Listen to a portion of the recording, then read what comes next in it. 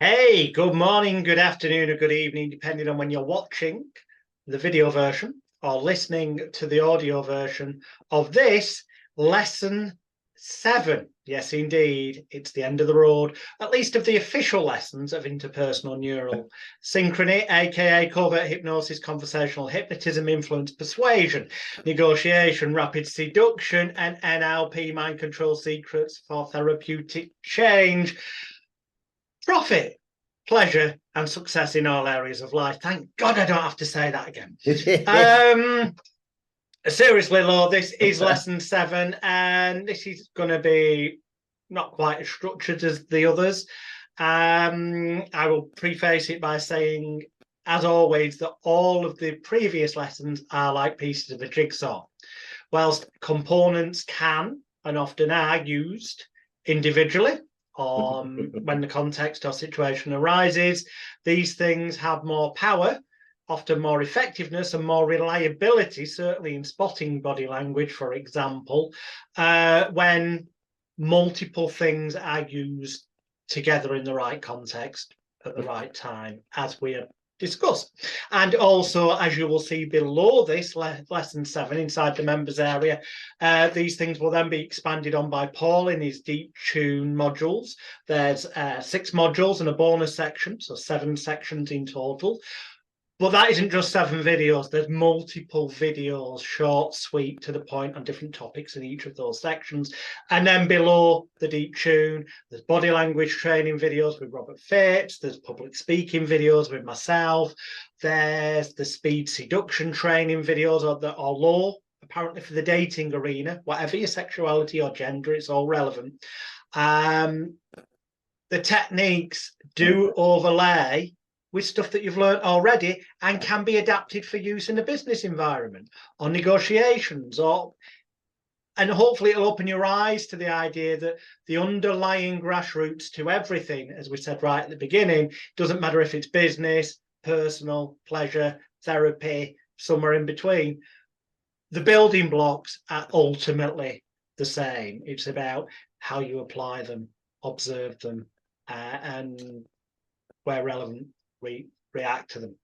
So we have pretty much covered everything, although no doubt there'll be the odd nugget of extra stuff comes out in this. There's a whole bunch of other stuff besides, but I'll mention some of that as we go along, because I've added some extra stuff to the members area today.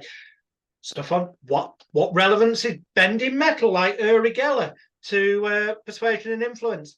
I'll tell you later. So as always, please welcome the yin to my yang, the good cop to my bad cop, the man himself, the 3-letter agency train guy. Yes, it's him. Apparently, who knows? Gutteridge, how are you doing?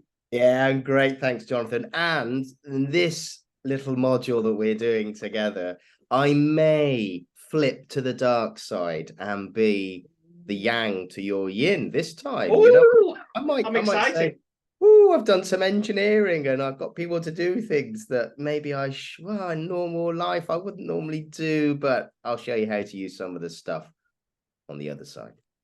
I think some people are going to enjoy this section rather a lot. So, you know what? I should have done this, but excuse me a moment. I'm just going to go into a drawer behind me and bring over here. I must admit, I do like your backdrop today. It's a little bit like I don't know if any of our guests and our viewers and listeners have been to the not the Continental. There's a nice club in London that I've met some people at before, and it's very much set up like that. Lovely place near Trafalgar Square. Anyway, won't say where it is. It's very, very nice indeed. Mm-hmm. So I've got a few notes. I see this as kind of sharing some stories and then either explaining what took place in that story so that people can go, oh yeah, that was taught in the course earlier. Or at us observing and making comment on each other's stories. And do you realise you were doing that? Type thing. So I'm going to put I haven't got my hearing aid in, so I'll use that because I've not got a coin available. So I'm just going to go below the table. there's a hand in the air and there's one that's below. Which hand are you choosing? If you find the hearing aid, you go with the first story. If you don't, I will begin. I will go for the higher hand. And that is indeed where it is. So you set the ball rolling, sir. Okay, so should I do an easy one or should I go for a more complex one on the dark side? What do you reckon? See, I'm throwing choice out to you. I've got. Where's my notes here? I've got. It's probably quite complicated, but I've got a note here to remind you about a long WhatsApp chain. Oh yeah, okay. Where there was pronoun changes in it, and it turned out something to do with government security and an extremist group. They're the bullet points I've got there. Yeah. So it's interesting. So a lot of the stuff that we're trained in and we do and all that kind of jazz and all the things that we shared so far up to this point actually have real world practical implications. And the key thing is I've said a lot about kind of slowing yourself down, use the freeze response, which is usually our first response, unless we've been trained. Use the freeze response to your benefit and just take a breath. When it happens, take a breath, observe. Even if it's you're freezing or shocked by some incoming text or whatever, just slow down, slow the clock down, stop, look, listen, then act, as we were taught when we used to cross the road as children. And one of the pieces of work that I was doing a number of years ago was building relationships with people who were introducers into contexts and worlds and ideologies, beliefs and stuff that's difficult to get into. You can't just knock on the door and say, hey, hang on a minute, you hold a more extreme opinion. Let's have a conversation. Kind of doesn't work like that. It does in some pubs and clubs, but it kind of doesn't work like that normally. So I've been playing the long game, building some really good people, trying to bring people together. But I had my suspicions. I just had my suspicions about this particular person who was an introducer. So anyway, long encrypted messaging over months and months and months and months. And it was getting to the point where I was due to be formally introduced to a particular person who, if mentioned names, some people would recognize. So I'm just right close. It's the day before. Loads of text going back and forth. So I'm really au fait with the guy's linguistic style and personality, etc., etc. Remember I spoke about pronouns, the use of the personal pronoun I. And you know what? The night before, long text exchange. Yeah, Paul, it's all being set up, or the other name I was using at the time. Yeah, it's all set up. I was thinking, hey, game is on. Train tickets booked. Gonna go, then get a cab somewhere and then travel somewhere, all sorted out, ready to go. Last minute, pronouns are lost. Pronouns around how he was going to be close to me and the person I was going to talk to, do the introductions, all this kind of stuff. Pronouns lost. Immediately, I'm like, hey, hang on a minute. What's taking place here? There's a difference. How do you mean lost? Because I know you mean something changed, but in what way? So in the same way as, you get any conversation, I'm looking forward to, I'm going to do this and I'm looking forward to introduce you to, and I can see that it's going to be okay. It all drops. So looking forward to seeing you. Sure, it's going to be okay. All of the way that he's written beforehand is, I'm looking forward to seeing you. I know it's going to be okay. This is going to be really good. I'm looking forward to X. I can understand that. All those things change and all the sentences are chopped. So the I disappears. So look forward to, sure, it's going to be okay. And also the sentences are shorter. And so sometimes when we're tense, our sentences shorten anyway in our conversation. How you doing? Yeah, it's fine. Rather than, yeah, it's fine and da-da-da-da-da. It's bang, bang, bang. It's the staccato in sentencing. So in the text, the I's drop, the sentence is short. And I think, something's not right here. So anyway,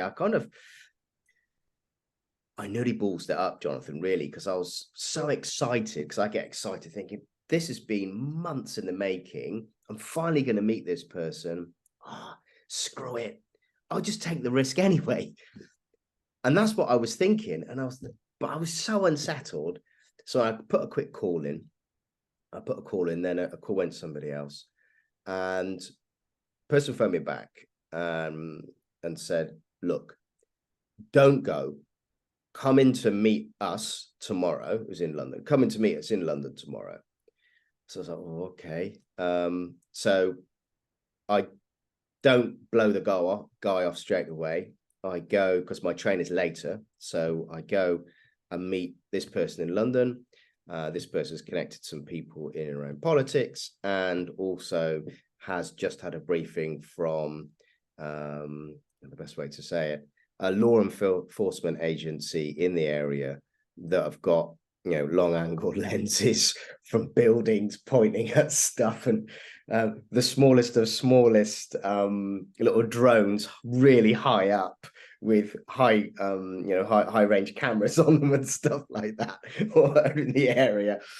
Okay. And they said, look, we've had a tip off.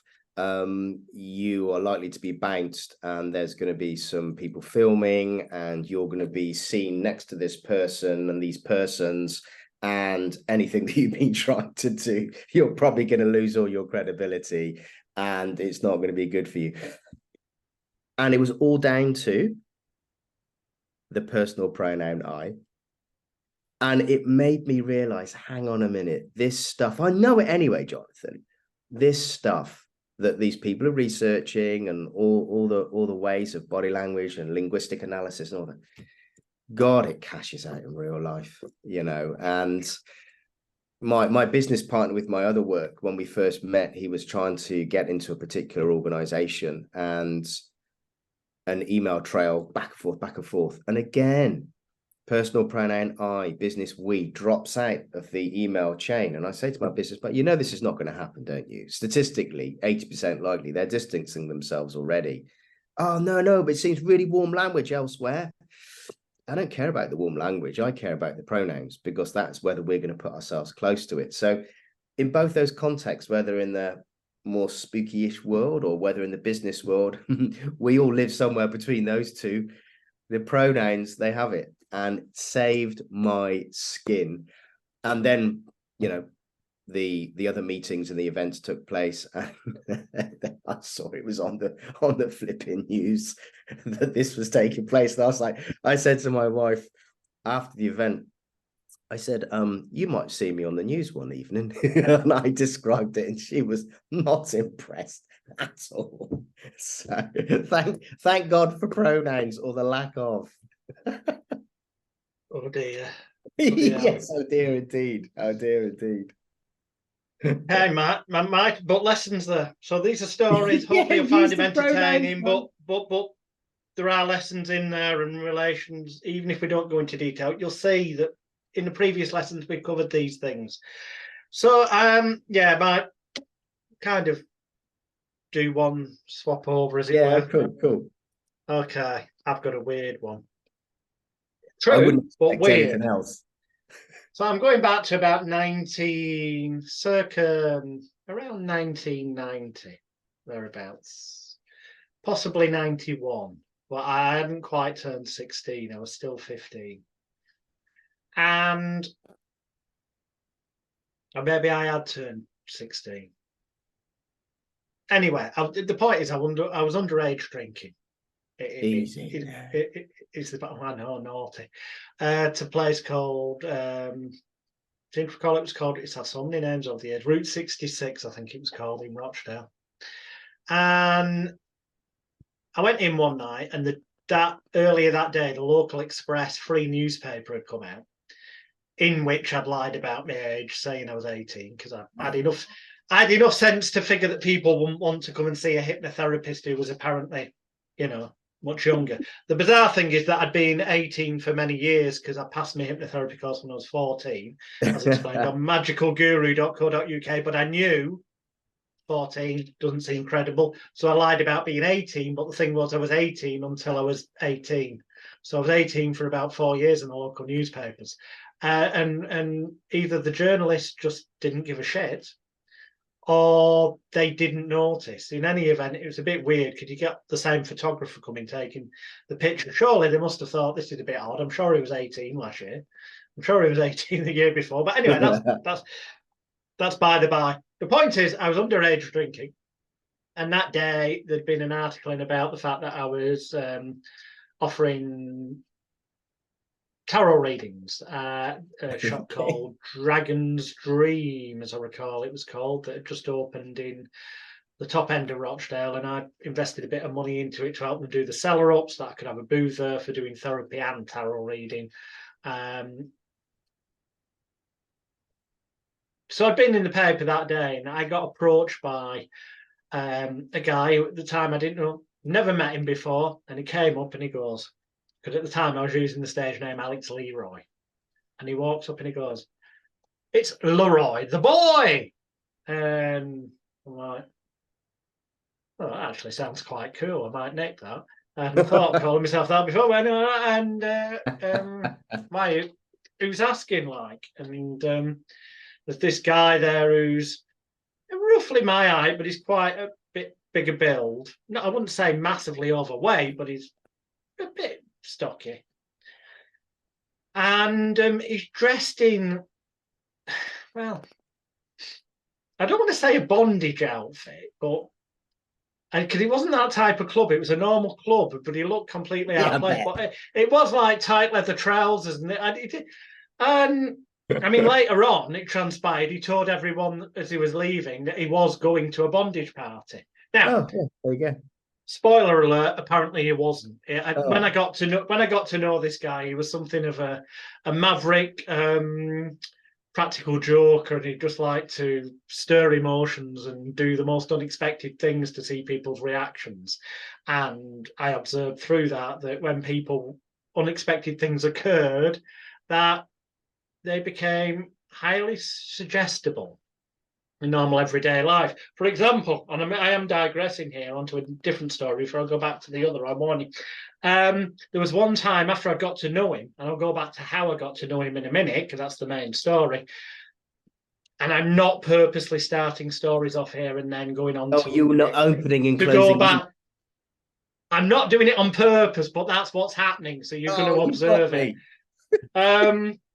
But yeah, I got to know him, and there was another time when I was in Yates's Wine Lodge in Rochdale, and I walked in, and there's a guy at the bar in like a bright yellow, well, he had like boots, but with waders up to the knees, and like bright yellow rubbery type suit, but with like a mask on, but with a badge that said Northwest Water. I thought, that's an unusual outfit for Northwest Water. That's the first thing I thought. Then I thought, what's going on? And I heard the barman, who was actually the landlord, turn to everyone and say, and this was about, in realism, about 9 o'clock at night. And this is when pubs closed at 11 o'clock. Yeah, okay. Or at least the ones that were in the centre of town, midweek closed at 11 o'clock. You know, it wasn't a place where you'd get a lock-in, was a rule. And I heard the landlord say, "Everyone, you're going to have to order your last drinks now." And everyone's like, "Well, you've got another couple of hours." And he said, "No. The water could go off at any time, and potentially the electric. There's emergency works taking place over there. I've just been told." I'm thinking, fucking hell, I didn't notice anything. I walked across that way from the other. Didn't say anything. I'm in a bit confused state. So everyone starts ordering loads of drinks. And then this guy in this kind of yellow frog suit type affair starts walking towards me, pulls down his mask slightly and goes, "Roy the boy, it's me, Stan the man." And he puts the mask back up. What? And I'm like, fuck. Thinking, what the fuck, Stan the man doesn't work for the Northwest Water. What's going on? So I let him dead quiet and I went, "What's going on, Stan?" And for some apparent reason, he pulled back and pulled down slightly. I could have heard it. But he goes, "Just watch and play along." He puts the mask back up and he goes back to the bar and he goes, "I should get back there, but if I go back, they're going to ask for my authorization to turn everything off." He said, I shouldn't do this. And this is Stan in the front. He said, I shouldn't do this, but if I don't know, you know, if I was to stop and have a drink or two, you wouldn't tell me bosses, would you? You wouldn't contact head office and tell them I'd had a drink or two, would you? And the landlord's like, no, why? He said, well, if I had a drink or two, you don't tell the bosses. And he got into this very, well, almost camp, but taking the piss type. Yeah. He was very much like that, Stan the man, but it worked to his favour because they all thought he was a bit mad. He went, don't tell the bosses, whatever you do. But remember, he's still got the mask on. And that he said, well, tell you what then, if you're being that kind, if I don't go back, they can't turn the water off yet till I give them the authorisation. So I'll just have a pint or two, all right. Yeah. At no point did he say he was going to buy. He said, oh, and while you're at it, my friend here. That's right. Here I happen to have bumped into. I'll have a pint as well. Pint show up on the bar. He doesn't pay for them. More pints. We get shit-faced by the time it gets to 11 o'clock. And then he makes his excuse. I'll have to go and tell him to turn the water off now. You don't mind, dear? I'll try and make sure it's back on in the morning. He's a bit pissed. I thought, what the fuck? But taking a step back, looking at it years on, he had total confidence. Yeah. It looked so ridiculous what he was doing, the way he was. It looked so ridiculous that anyone looking at it would go, this is either a joke, but surely nobody could possibly be that stupid. That it therefore became believable because it was that ridiculous and audacious. Yeah. And it created a scenario where he was doing them a favour by not going back to tell them to turn it off. But, oh, I might get into trouble. It's like confessing something, but I fancy a pint. But you won't tell anyone, will you, at head office? And if I stay here, they won't be able to. And he's letting them fill the gaps together themselves. They can stay open longer and sell more beer. Keep him in here. And the landlord must have told all the staff, whatever he wants, just keep him in here as long as you can. And there are principles within there that we've talked about. Yeah, I saw it happening, him doing it. I just benefited from free drinks, but there you go. Oh man, I mean, oh yeah. So how did I meet him? Well, so many adventures with Stan, but I met him at this Route 66 going back there. Well, I've got to tell you about another time. There was this other time, and yeah. How many loops are you going to open, Jonathan? Well, only one more, but I've closed one. But I've already closed the Yates's one. You say.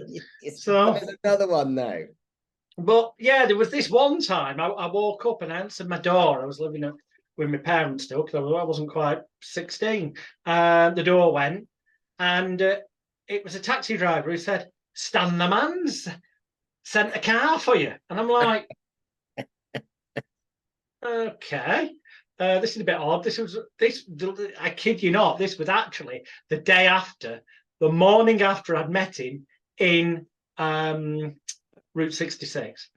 So I met this weird guy in Route 66 who had come up to Leroy the boy, and I'm like, who the hell are you? And he introduced himself as, we go together well. And I'm thinking, whoa, you're not trying things on, are you? He goes, I'm Stan the man. You're Leroy the boy. Stan the man, Leroy the boy. And I'm like, what the fuck's going on here? He said, you've got to be careful. Keep your head below the parapet, he said. Like Jonathan Livingston Seagull. You're putting your head out there. That, you know, you're in the paper today saying you do tarot reading. You're making yourself a target, he said. Or you're making it easy to pick up women. He said, you see over there in that corner, I've got a queue of women. They want the palms red. They want the palms. I get to touch the hands. Kinesthetic connection. I'm talking bullshit to them. And he's literally saying this to me. He said, I'm just cold reading. I'm just talking bollocks to them. And they're letting me touch their hands, and we're getting a connect, and they love it. And they're wanting to buy me drinks. I've not bought a drink all night. And he's coming out with all this stuff. And I'm thinking, what the fuck's going on? He said, anyway, if you want to learn how to, you know, the real occult secrets. And I'm like, what? He said, I'll send you a car in the morning. I'm like, and I think nothing more of this. And I don't give him my address, but I suppose on reflection, it won't be that difficult to ask local taxi drivers, do you know in the town of Haywood, next to Rochdale, where the circus family live. Wouldn't really be that difficult to find out, especially as there was a van outside that said circus on. I'm pretty certain, and given as it turned out, Stan, as his sort of normal income earner, as it were, did accounts for pretty much all the taxi drivers in the area, as I later found. But I didn't know that at the time. So the morning comes, and lo and behold, I answered the door. There's a taxi driver there. Stan the man sent a car, and I vaguely recall in my hungover state, oh yeah, there was a mention of that. And I'm thinking, how the fuck did he know where I lived? I hadn't twigged circus van taxi drivers bound to know. I don't know. It just felt right. I said, give me 5 minutes. And I went and I got in the taxi. I don't know where I'm going. I don't know. But I find myself getting took back streets. I end up in this house. Dropped at this house, pressed the doorbell. He opens it. He says, follow me into the kitchen. I'm going to this house that's elements of it are like falling apart, in need of repair or whatever. And he's in the kitchen, and there's a pan on the well, there's various pans on the hob, and one of them's got an egg in that's boiling. He said, just have to wait a minute or two. It's not hot enough yet. And then after a minute, he just plunged his hand in and took the egg out, tossed it hand to hand, and went, oh, that's ready, and put it on the side. He said, feel no pain, feel no pain, mind over matter, mind over matter. And I'm really? like, what the fuck's going on here? He said, now for your next lesson. And I'm like, what the fuck's going on? He then proceeds. Yeah, he then proceeds to get out all these herbs and teach me about how to make herbal infusions, natural medicine. Right? And then explains, you've got to learn about the laws of nature, he said, because everything's about balance, whether things are in balance or not. And knowing that, balance is harmony, is relaxation, and in a kind of more winky-wanky, arty-farty, new agey, tree-huggy, occultish kind of way,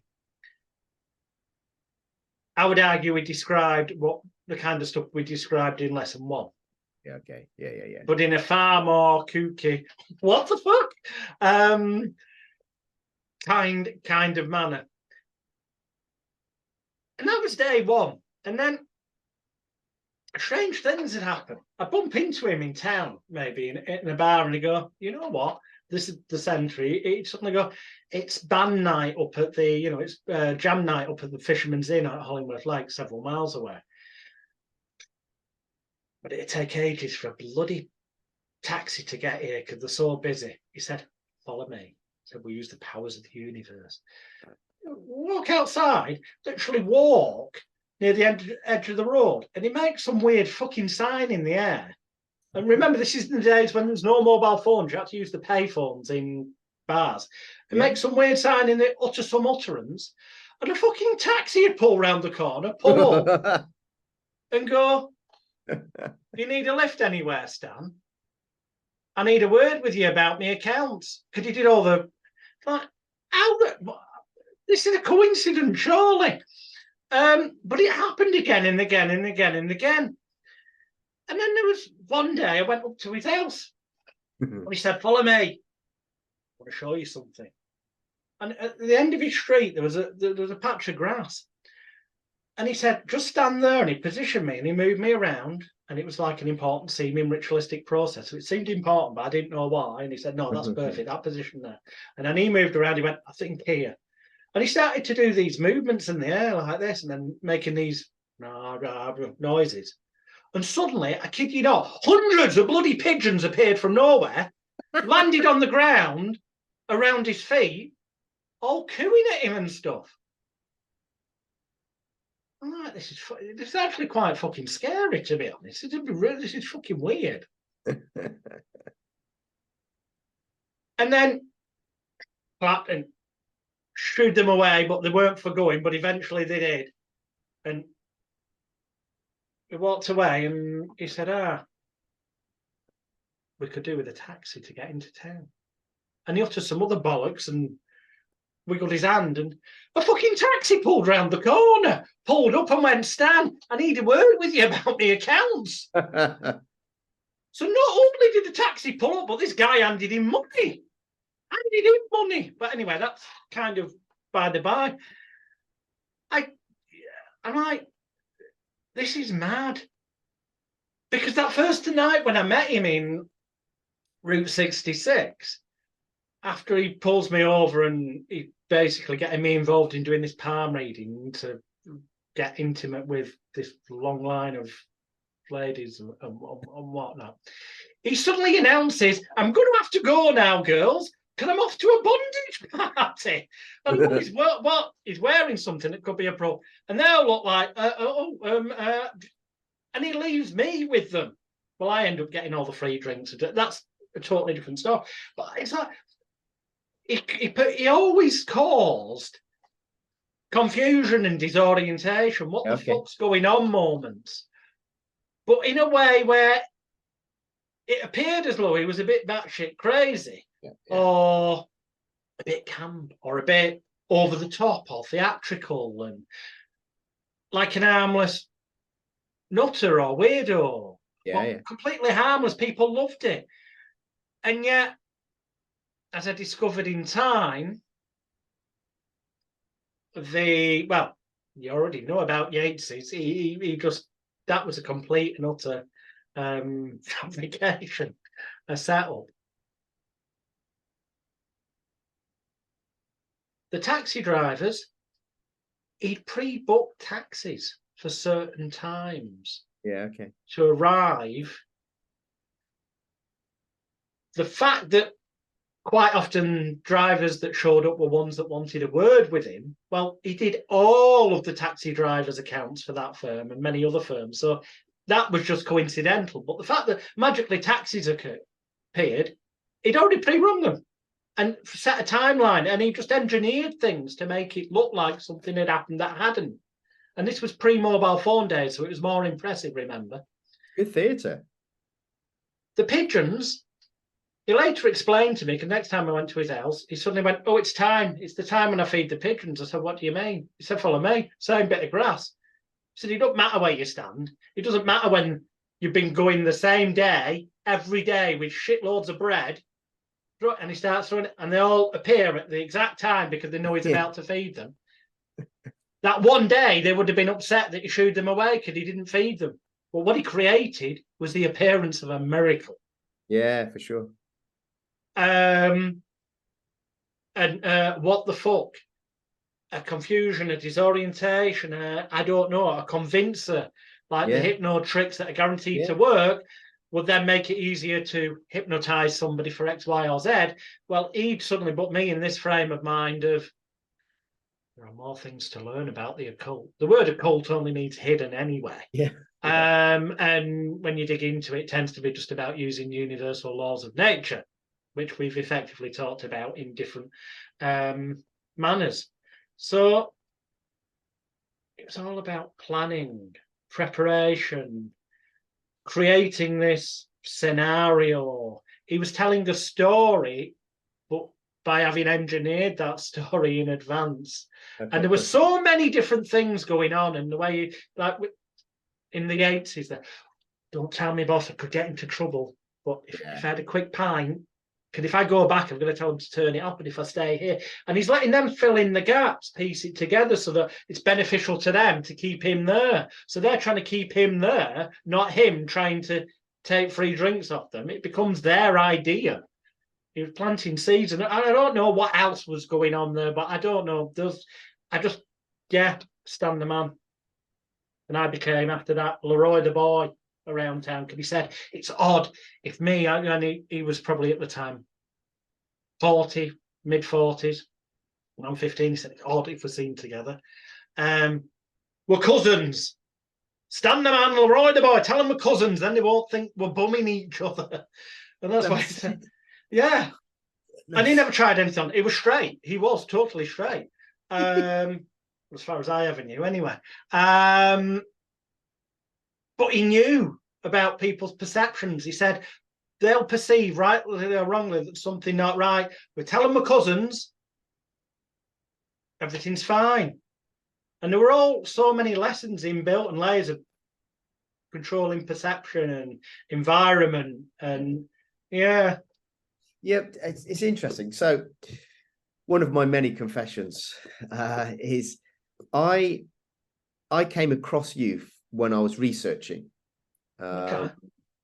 So, you know, done various trainings years and years ago, and developed my own stuff and work with people trained. And it's fairly obvious in many respects that actually the principles of reading, assessing, influencing behavior, persuasion, theater, mental magic, etc., hypnosis, whatever that really, really means, all of those things, they are using the same levers as people like me would use and other people would use, certainly in developing relationships, judging credibility, convincing people to trust, all those kinds of things. But people in the entertainment world are using those with a theatrical theme to them, and maybe people who are doing other stuff are using them just it seems just more normal everyday interactions or an investigation or an interview. So I'm just curious. I like researching, I like looking at stuff, and it was interesting. I came across you and I thought, so here's a guy who is probably using all the same stuff that I'm using, that I've been trained in, that I train other people in. He's got a real no BS approach, which intrigued me.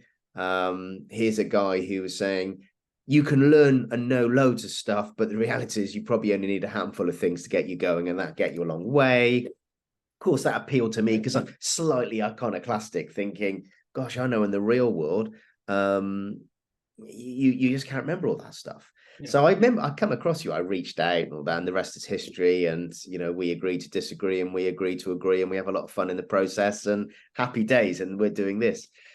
But what you're saying just then, I was just thinking, when all the stuff you were saying around planning and preparation and using environmental factors, that definitely can be used theatrically to create an illusion of something so that people believe, and then they move you or you move them from A to B. And it can be a lot of fun as well. And you see that on TV with mentalism, and it creates a narrative, a story that people go, because it's appealing to all sorts of physiological and psychological and environmental drivers. So in my world, I'm sometimes asked to go in and do stuff. And sometimes that's in business. And I remember a while ago, I was asked to, and this is using all the same tools that you're describing, but in a very kind of like structured, linear, businessy, let's be sensible, you know, put a shirt and a tie on and a suit fashion. It's no different. I've never tried my hand at entertainment. I don't know. It's about confidence, isn't it? And it's about, you know, me having the confidence to do it. But in terms of this other world, you just do the planning. And I remember I was asked to be part of one of the interviewers for a potential sexual harassment case in an organization. And the guy in question, there were lots of complaints against him. He was pretty handsy. He was really clever. Academic guy, really clever, liked to be really in control, quite powerful, quite intimidating. It had been happening for years. And they couldn't quote unquote get him. And I remember thinking, right, I need to profile him. So I went on and used all the linguistic tools and listening to audio to build up a behavioral profile. We haven't really spoken about that much. But it's useful as a way in how, you know, your attack vector, if you like, in terms of how you do stuff.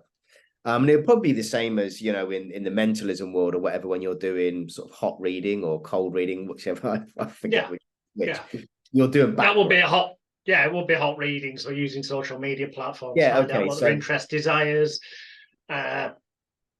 Well, pretty much you can find out anything these days through the internet. So it's like a hot read then. So I'm now building a linguistic profile of how he does stuff, and it's grist for the mill. It just helps me prepare things.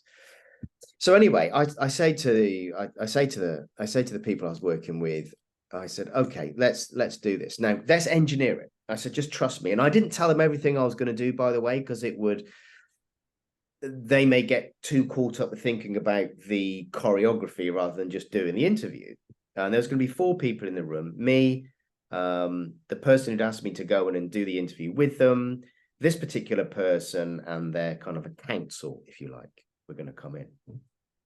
So I said, look, if I can get away with it, let's totally set it up like this. So I said, look, I want us to have the meeting at midday. Now, the reason for the meeting at midday is because your blood sugar level is changed because you're hungry. Hunger is beginning to set in. Yeah. So they would have had an early breakfast because they were traveling to the central location. And I thought, I'm counting the odds in my favor that they would have eaten either on the train or before the train. And then by the time they got there, they would be beginning to, you know, juices were going for, I want to eat at 12:30 or 1 o'clock or whatever it is. And we were going to push the meeting from 12, and the context was going to give you time to get to the meeting. And I was counting on the fact that I was stacking physiological factors in my favor. You're hungry. So when people are hungry, they can get a little bit more agitated. You're just moving them around a bit. So we set the meeting up, and I said, look, there was air conditioning. So I set the air conditioning just a little bit too hot, if I'm honest. So now they're hungry, they're a bit hot, they're getting agitated. And I said, rather than having 2-on-2 in the meeting, what we'll have is I'm going to sit on this side of the table with his counsel, and I'm actually going to put his back to the door because I'm wanting to increase stress. If I wanted to decrease stress, I want them to have clear sight to the door and access to the door without any obstacles. So I'm doing all that I've been teaching in reverse to engineer stress. So hungry, too hot, gets in there, back to the door, and I've got his counsel sitting next to me. Now, the person who's doing the interview with me, I say to them, is a lady, and she was a fine-looking lady as well, and the kind of lady that he would like the look of as well. And I position the chairs in such a way that he is in his line of sight down the side, because I move all the chairs slightly away from the table, so he can see her long legs. And so now we've got increased temperature, we've got back to the door, we've got hunger's probably setting in, and I've not offered any biscuits. I said, we're not having no biscuits, we're going to have water, not even having caffeine to stimulate stuff and suppress appetite. We're not going to have any, we're going to have water. So I'm engineering all this stuff. Now he's sitting there and he can see this lady's legs. And he also likes to correct people, look powerful and look right. And I said, if you don't mind, I'll start to conduct the interview. And I'm Mr. Nice, easy peasy, just tell me all about it. And he's talking about stuff. And then what I start to do is purposely start to cut across him at key points to agitate him. Now, there's always already a number of things stacked up. And I noticed that the more agitated he gets, his comfort is the sexy stuff. So he keeps looking down at this lady's very long legs. So you've got all these agitating factors building up in the system, and I'm cutting across him and he's wanting to correct me. And Jonathan, he erupts, absolutely erupts. His limbic system and all the other things are now so ramped up. He comes out with all this stuff. And my objective was not to use that meeting as the meeting where he is hauled over the coals or fired and it goes to tribunal or, whatever. It was to find out more information so that then the client could use all that information to mount an even more significant inquiry rather than this. Because I was sure in his behavioral pattern that this sexy stuff was just the tip of an iceberg. There was going to be a whole load of other stuff. I was convinced he was involved with data theft, fraud, all this kind of stuff. So in the meeting, he explodes, gets right over the table at me, and he says, and I've taken information and you'll have to take me to court to da da da da. And his counsel is next to me, like fidgeting like mad. and I sit back after he's come out with all this stuff. And to be honest with you, because I'm the good cop, yeah. As you've told everybody, I feel a bit dirty, yeah. I feel dirty. Why? Because I've used all the things opposite to actually engineer a situation where I am pretty sure that all the stacking factors are going to agitate him so much that he loses control. To this day, I have not told the people that were in the room with me all the different things I was doing to engineer the situation. But the outcome was that another investigation had taken place as a result of that, and a much better outcome was had for everybody. But the guy went nuts. I could not believe it when he said, and I will go to prison if I have to. And he just lost it altogether. And I said, I think we're done here, sir. Thank you very much. I shall leave that to the team to deal with as they see is right. I'm a bit hungry now. Should we have a biscuit? And I walked out thinking I need to have a shower to wash this dirt off my body, but I thought job done. And actually the client did say to me afterwards, they said, we never thought that he would ever say all the stuff that we suspected him of doing. And I said, well, who would know? Strange world we live in, isn't it? Cleared off into the sunset. Excellent. But it's powerful. If you plan stuff and you stack all these things in a particular way, you tip the odds in your favor of getting the information that is necessary. And there are ethics to consider, but again, context is king. And there is a, you know, there are times when getting to the truth through using different methodologies is, I feel, justified. I think, yeah. Well, yeah. If there's a bigger picture, But it's no different to the stuff that you guys are doing and girls are doing who are trained in hypnosis and mentalism and stage performance. You're going through the same thing, but you can apply it into different things. The convincers are the same. If I go into a corporate setting, I would do some research. I'll build a behavioral and linguistic profile, and I never use a slide deck to sell any of our products or anything. I just say, I'm going to do it live. I'll show you how I can do stuff with you and da-da-da-da-da-da.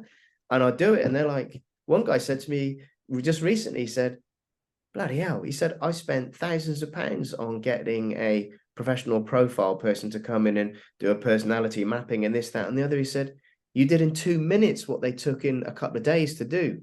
And I said, well, there you go. There's the right way, the wrong way, and the long way. And I said, I'm not saying it was wrong what they did. It was just a long version. And I said, I think this is the right way of doing things. But then, of course, I would say that. So do you want to work together or not? Of course, they want to work together. Excellent. You felt grubby before. Well, let's have... make you feel, ooh. Oh, here it goes. I'm going to have to share some grubby things now, aren't I? Yeah. Okay. Well, I'm going to do. This is a good technique. Right. I go into numerous different techniques like this in the seduction set that you'll find in the members area. And I was actually taught this one by Stan the Man. Stan the Man, your trainer, your guru. One of them, yeah. This is how it went down. It would go down, or would appear to an outsider, maybe. But well, I don't know. We'll see how it comes out. Point. The first time I used this was in the Flying Horse, a public house in Rochdale, and there was a barmaid called. We're going back here to 1990, 91, 92 era. Very, very, very early 90s. I think it was Lizanne. Not sure. I mean, that use whatever name you like. Doesn't particularly matter. The point is, there's the barmaid there. I order a drink. Drinking it. This is, and I've seen Stan do this in other venues. I've seen him do it before, okay? And I've seen the impact it had. It varied. The impact could be just one of sheer laughter, one of sheer shock, but shock where it's but makes the individual on the receiving end feel good in a strange way. There's no anger involved because that's been dissipated before it could become an issue. Which is something to observe, because that's kind of the point of sharing this. The anger's been nipped in the bud in advance, identified that it could occur, but it's been removed, so it can't happen. Okay. meaning they're only allowed to kind of be happy, find it funny, feel wonderful about it, or something of a more positive nature, or at the very least, total shock and confusion, which therefore is critical faculty bypass, and arguably eyes open waking hypnosis. Mm-hmm. So some people may find this quite crude, but crudeness is is sometimes certificate. Adult version, is it? Here? Yeah, but crudeness. There's no swearing involved, but in fact, that's what I'm worried about. The only crudeness about it is in the mind of the person who creates the crudeness. Okay, I feel because we spoke about ambiguous language, and the meaning of words is that which the person who receives them attaches to them. Yeah. Well, there's also the argument that the meaning of words is what you transmitted, but if those two don't match and mismatch, that can either be because you have not communicated right, or because you were purposely creating a situation of misunderstanding and confusion for sensory overload, and what we spoke about. So have a drink. Oh, and back then I was advised drinking halves. I don't do that now. It's if you're drinking halves, you have to order a drink sooner. So it gives you another opportunity when there's only one person on the bar to have an excuse to take things to the next level. Yeah. So half. Another half, please. While that's being poured, could have stood near to where the pull is for that particular beer, so that you've got the opportunity while they're pulling it to say, before I leave today, can you just remind me to bring my washing in for you next time? And you time that as they're just about to finish pouring the drink and hand it you. You go, remind me next time I come in to bring my washing for you. Okay, before I go, if you just mention that. Well, how much is it? And before they can say anything, you go, how much is it? Oh, it's that. Give them the money and say, get yourself one. So that you've tipped them, and now the concern is get it in the till. And yeah, they might go, what do you mean about washing? And you just go, no, it's all right. I'll tell you later. I've just got to. So you've got people to serve. You time it, so there's other people there. You're engineering everything. So obviously, half's gone. Next time, get another half. Don't forget, I've probably got time for one more later, but before I go, remind me about the washing. You just leave it there. And you don't mention it then the next one, but when you're getting to the point that you're going to have one and then leave, you say, I'm going to be going soon. So don't forget, remind me before I go about the leave it, drink. And then you purposely finish your drink, make sure that they're in eye line. Not like I finished my drink, but casually put it down, but so you're in eye line. And you walk away as though you're going. And they will invariably, because curiosity by now is, what the fuck is this idiot on about? Yeah, of course. I'll go, whoa, you're supposed to tell me about the washing thing. And you go back and you lean in, because quiet voice attracts them in you. Yeah, I decided that it's probably best if I don't tell you. Okay? You don't mind, do you? Honestly. And they go, they want to know. Yeah. They'll go, what do you mean? What do you mean? You go, well, look, come here, come closer. And you do it really quiet because they've got in close and intimate, and you go, if I tell you, you've got to promise you can't be angry with me. If I'm honest with you and tell you the truth, you promise you won't be angry. And they end up reluctantly agreeing that they will not. Yeah, okay. Yeah. At which point they're in a juxtaposition of bind, they can't.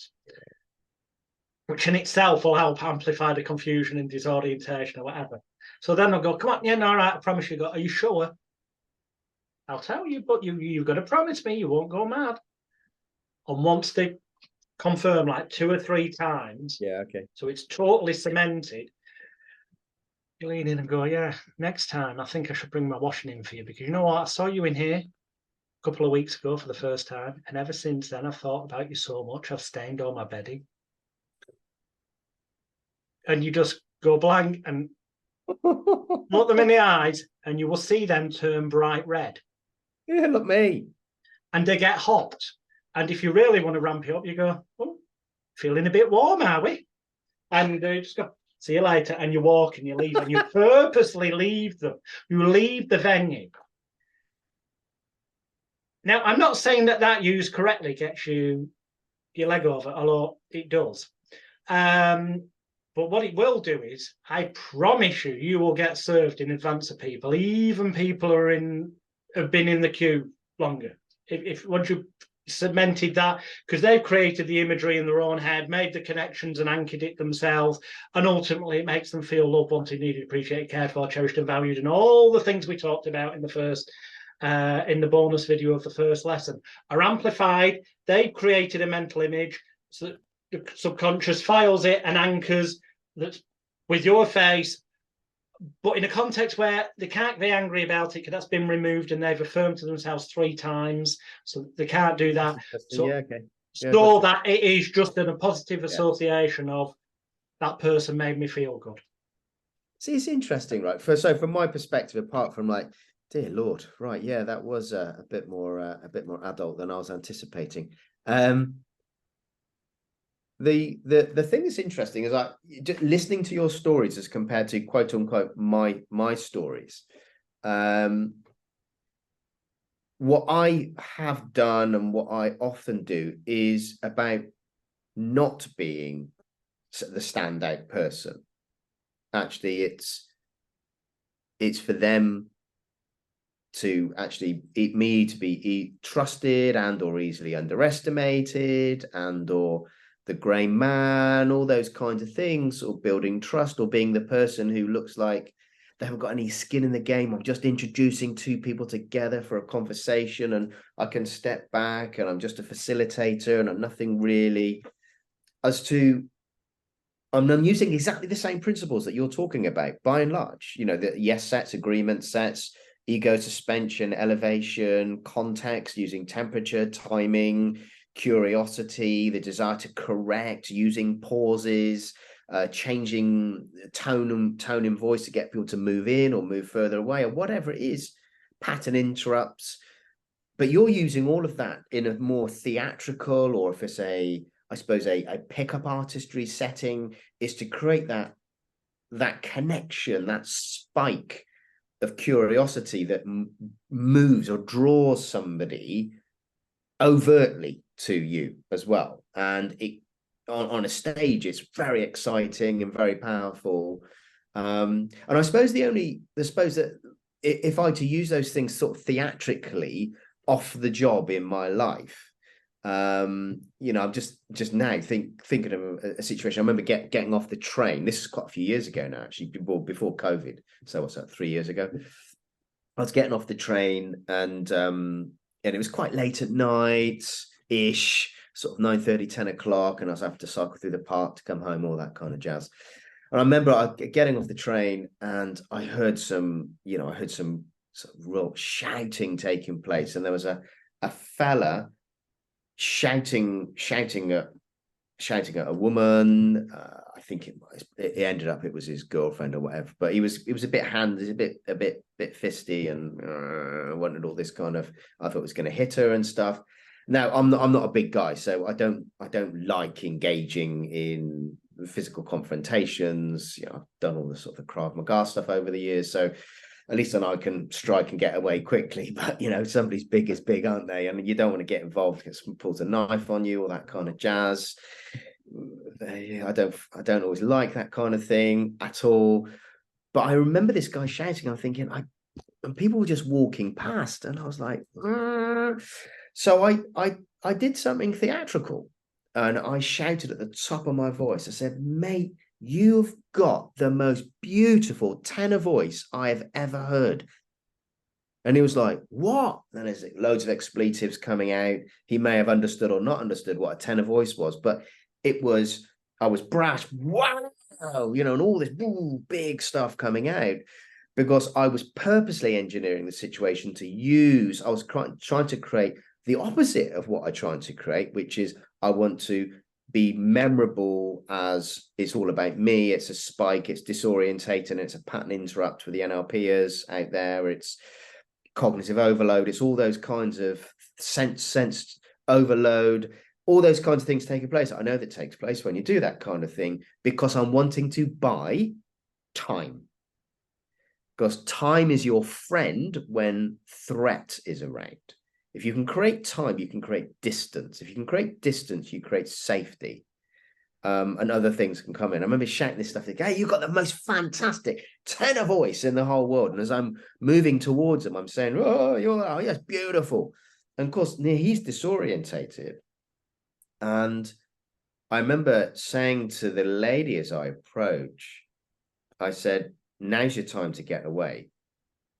And suddenly he's still overloaded. He said, what the are you talking about? And he goes to, and then she grabs on and said, no, he's a really nice guy. And at that point, it could have gone one of a number of different ways. But actually, we end up sitting down on the wall together, all three of us. And I'm saying, hey, what's the deal? What's going on? And I slip into kind of work mode of bringing two people together, but in a slightly different setting. And I thought I could have got whacked here. I could have got stabbed. She should have just run. But we ended up having this conversation, and there's all sorts of things happening. Then his mother-in-law comes over, who was over the other side drinking in the pub, and I was like, what the blazes is going on? But actually, that's the difference between what you and I do, in as much as you're creating theatre and drama, and I'm normally trying not to in order to get people to move from A to B.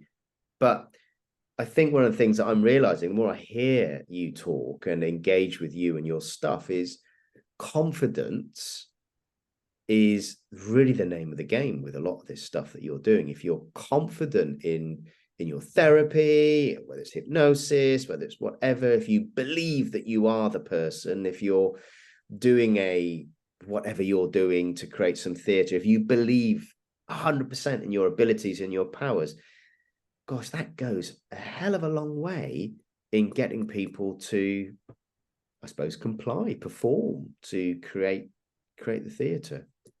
And that's something that I might not always deploy and employ in what I'm doing. It's a bit quieter, a bit more subtle.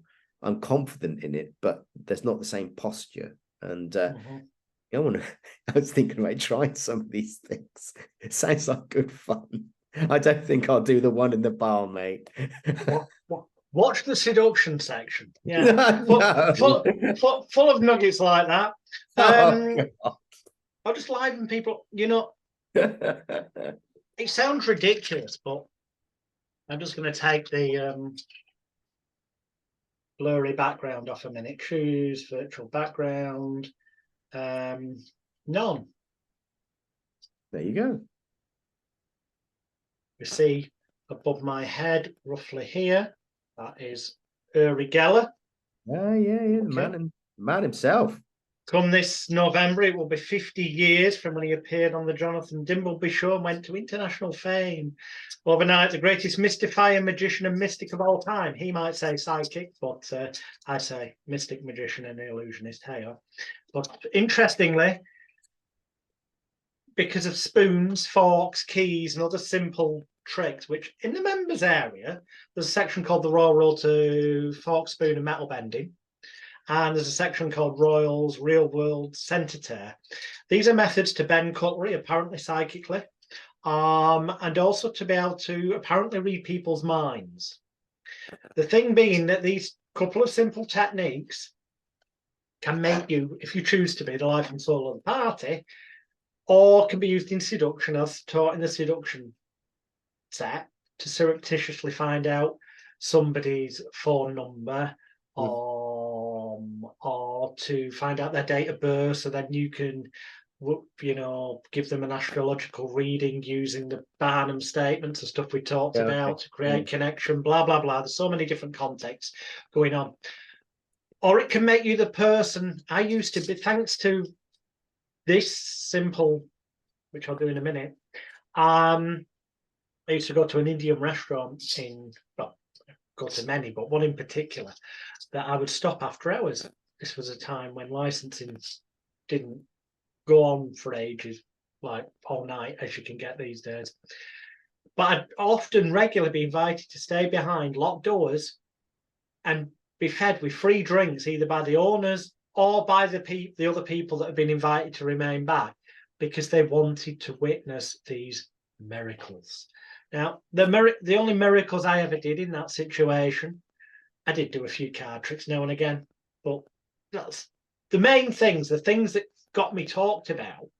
So when I was in there, they'd ply me with drinks to keep me in, and often there'd be times when I was even rung up and come down, we've got these local celebrities in, and everything's free, they'll be paying for it, or we will. Was apparently been able to read people's minds. Things like making their fingers draw together that we covered in another lesson, which is in the hypno trick section of the members area.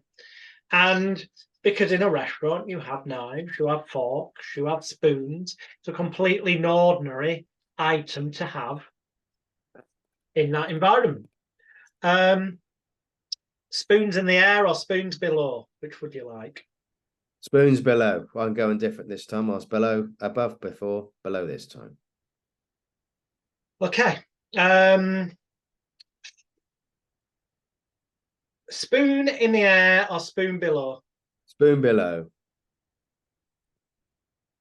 You had a free choice. The idea is that I tell people to think of the colour orange.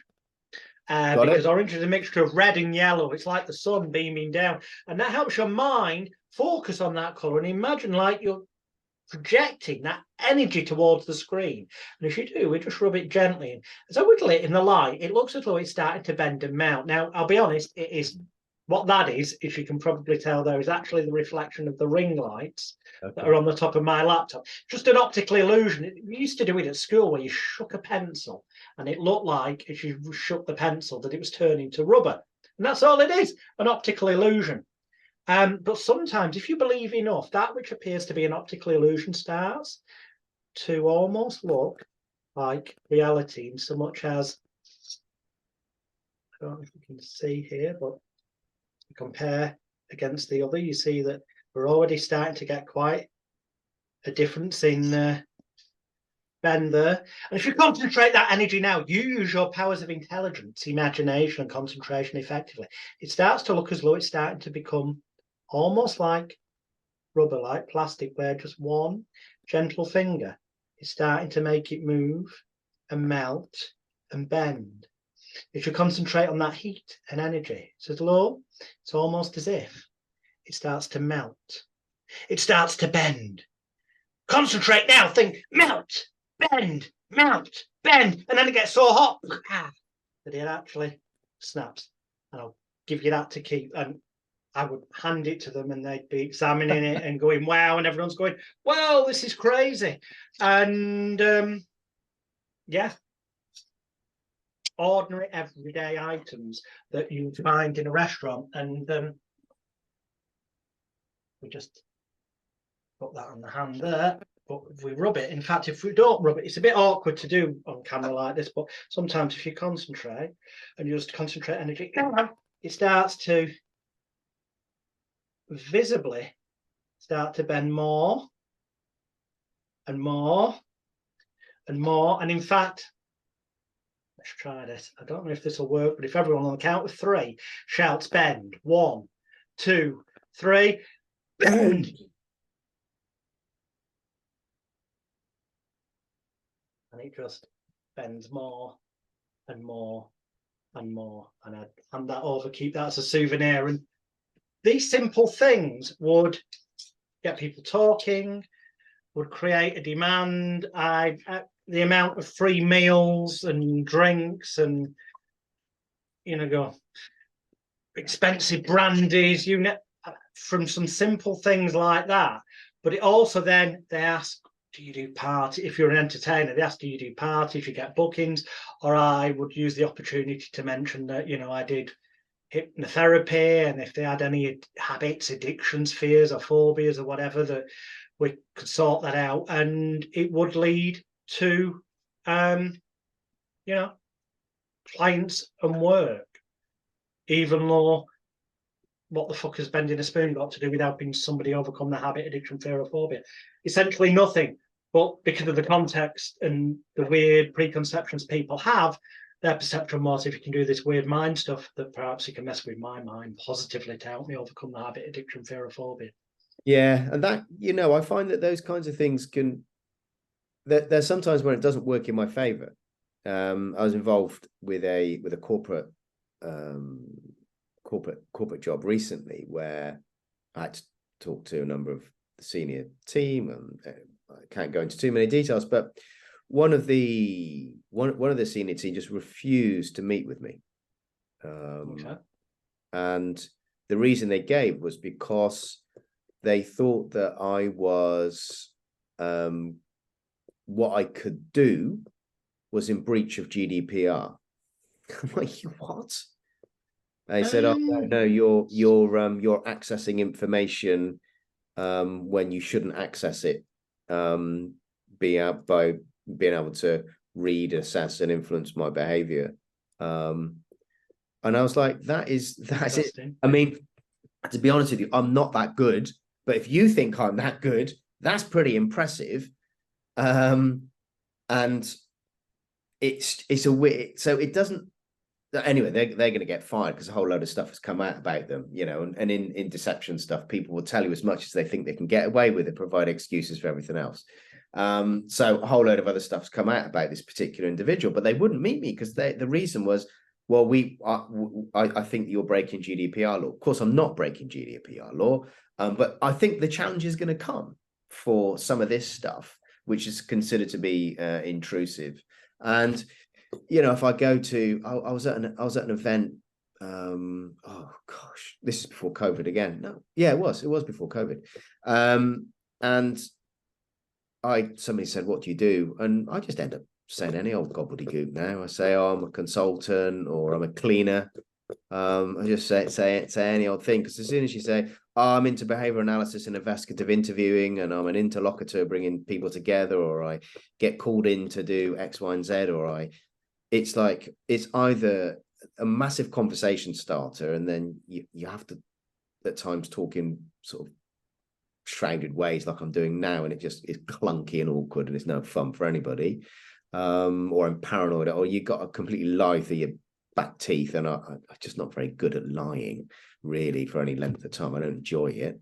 Or yeah, so it's a funny, or if I'm at a party or something like that, and people say, "Oh, I can analyze people," or "Analyze me," you know. So I think actually doing more of the therapy stuff has been interesting, because those same skills help me get to the heart of the matter quite quickly if there's a diagnostic element that's needed, or to pick through what they're saying and this, that, and the other. So I'm starting to say I do some coaching and therapy now, which is much easier for me to talk about, and I'm able to have a bit more of a lot more actually of a footprint online. You know, I just gonna say, "Hey, I'm Paul, I do this, and yeah, I do the corporate stuff and I do the therapy stuff." And I should hope so, because on the 6th of September 2023, as we record this, there are now, which there weren't there 24 hours ago, there now are literally hundreds of websites with the name Paul Gutteridge on, linked to the phrase covert hypnosis, conversational hypnotism, influence, persuasion, negotiation,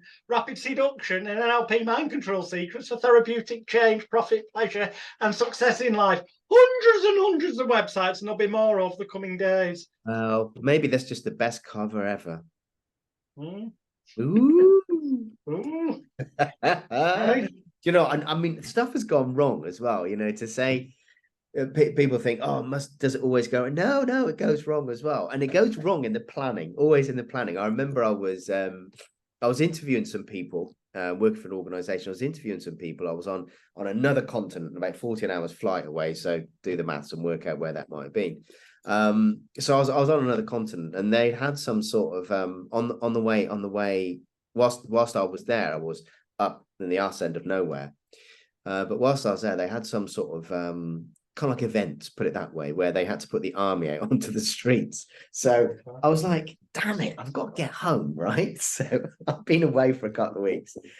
So I was like, "Oh yeah." So we're traveling back by car to the airport, and I'm thinking, right, a mile away, they've got tanks. So they're checking everybody going through, and I was quite cool. "Oh, it's fine. And I, had the odd $20 bill tucked in different parts of my body just in case I needed to say, and I hope you have a nice afternoon. Need to buy some coffee, or go out for a meal this evening." Well, the usual patter that is necessary in certain situations. I've done it a lot in our end of Eastern Europe as well in years gone by. So I have different stuff different bits of money tucked into orifices, you know. Helps you've got the odd bit of fatty skin you can fold it into, but no shoes and just stuff like that, you know.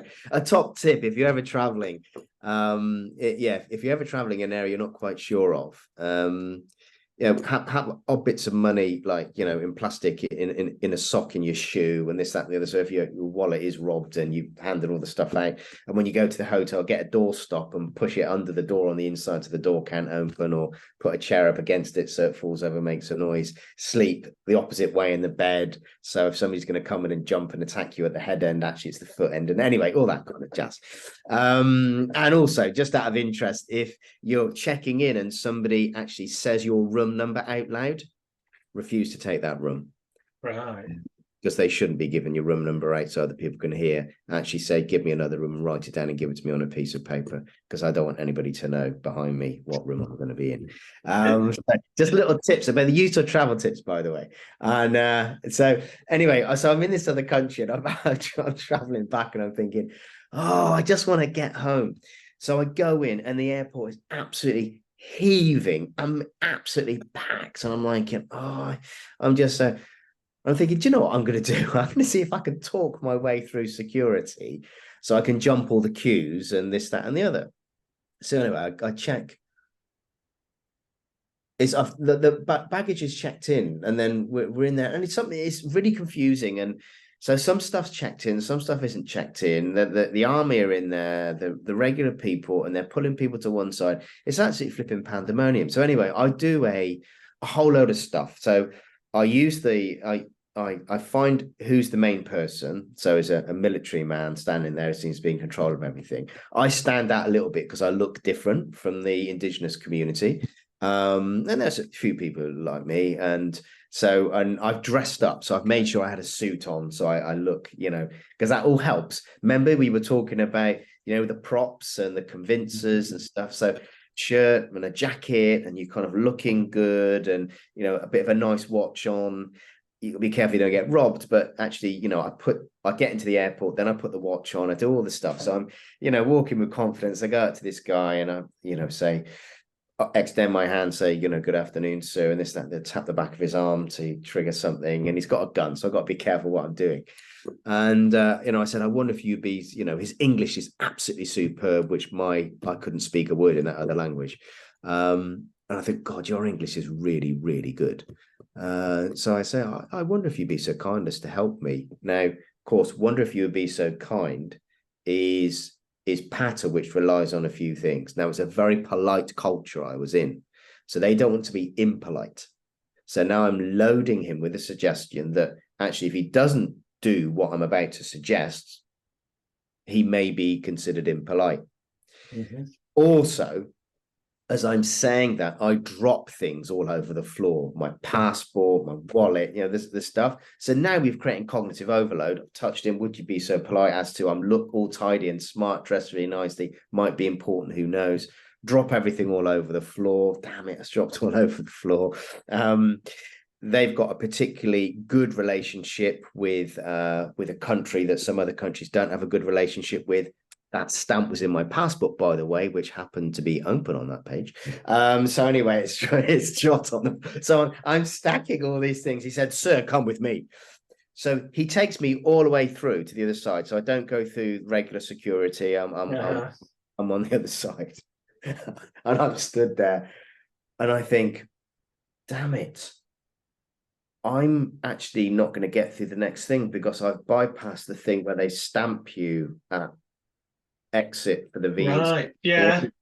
So I've used all the tricks, but I just haven't thought it through. So now I'm on the wrong side without the stamp in the thing. And I'm thinking, I'm kind of like trapped. I feel like I'm like in the film Terminal, because I can't get there and I can't get back there. So, and I don't know what to do. So somebody's traveling with me. So I'm waiting on the other side. So what I do is I drop my passport on the floor and I kick it through to the guy who I'm traveling with and say, pick it up, and then shout, "Oi, mister, you've forgotten your passport." So then somebody from security then takes me back through so I can get my passport. And it's an absolute mess. So all the time that I'd saved didn't make a blind bit of difference. Although I was pretty good with the psychological tricks, but it did no good at all, because I had done what so many of us do in situations where we're amped up emotionally, is we don't think it through. And actually, you can deploy these things without thinking it through and end up in a situation where you think, damn it, now how do I get back? And I was fortunate there was somebody else traveling. I kicked my passport through amongst all the mess. I felt like an idiot.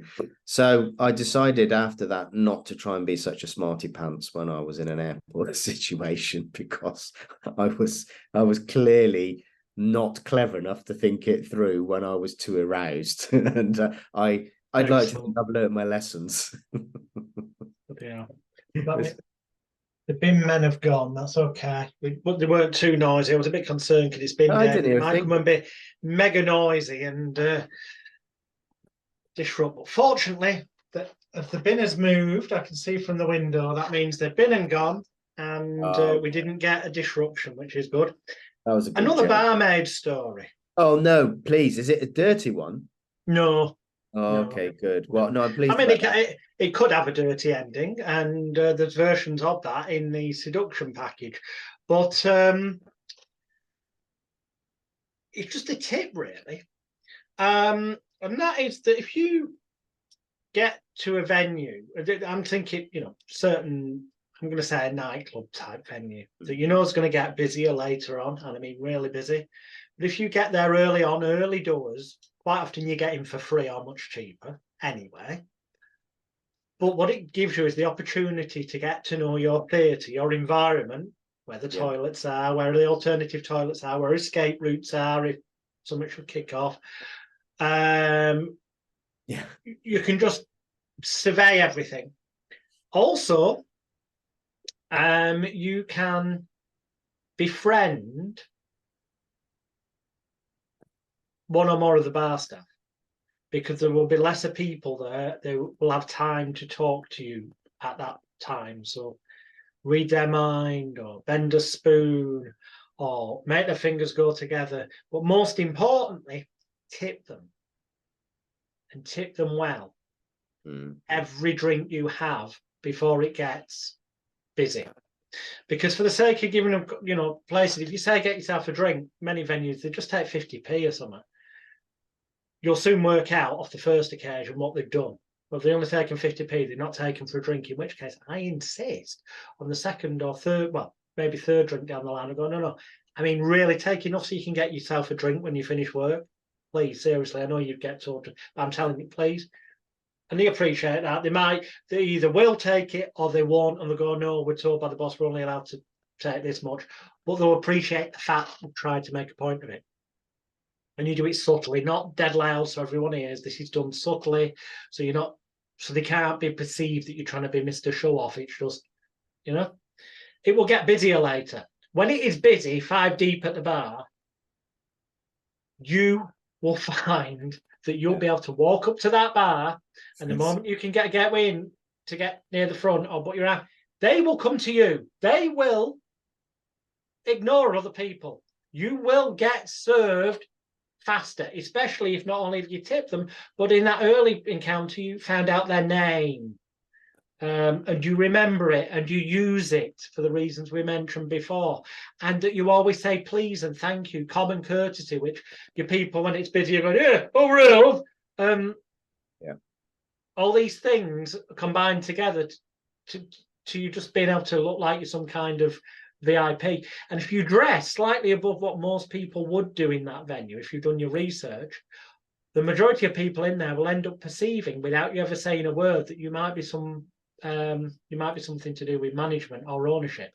Yeah, it's interesting, isn't it? And it's that halo effect that it stirs something in people to want to defer to you or give you stuff.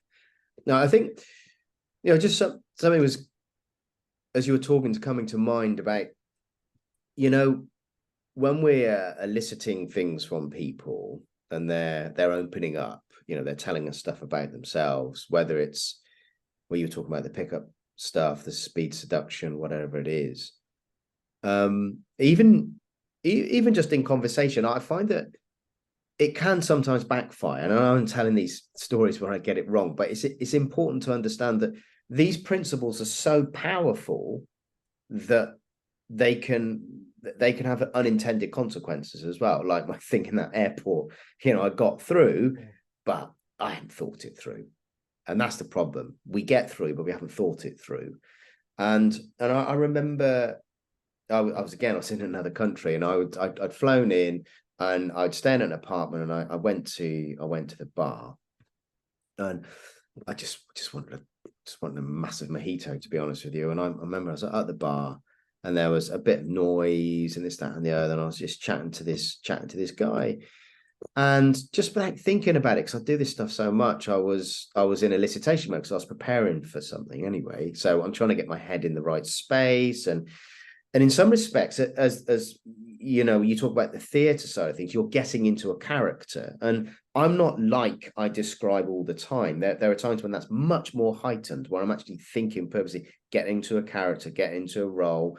You're here to hoover up, or try and create as much trust, because you've got to bring these people together. And I'm really nervous, and I'm thinking things through. I'm not Mr. Totally Cool, so I'm quite nervous, thinking could go wrong. What if it goes wrong? How can I? Anyway, so I'm in that kind of mode anyway. So maybe I'm just a bit amped up, and I'm not realizing it. So I'm in the bar. I'm having a mojito, and I'm talking to this guy, and I'm just asking him more and more open questions, repeating certain phrases he's using back to him. I'm asking what specifically kind of thing, what does it mean to you? What's important? All those things, and listening and leaning in and tipping my head and showing the vulnerable side, and the eye pop and the smile, and the odd, the touch when necessary, and moving objects around in front of me to open up the space and sit at an angle. So all the stuff we've been talking about on the body language and sort of positioning side of stuff.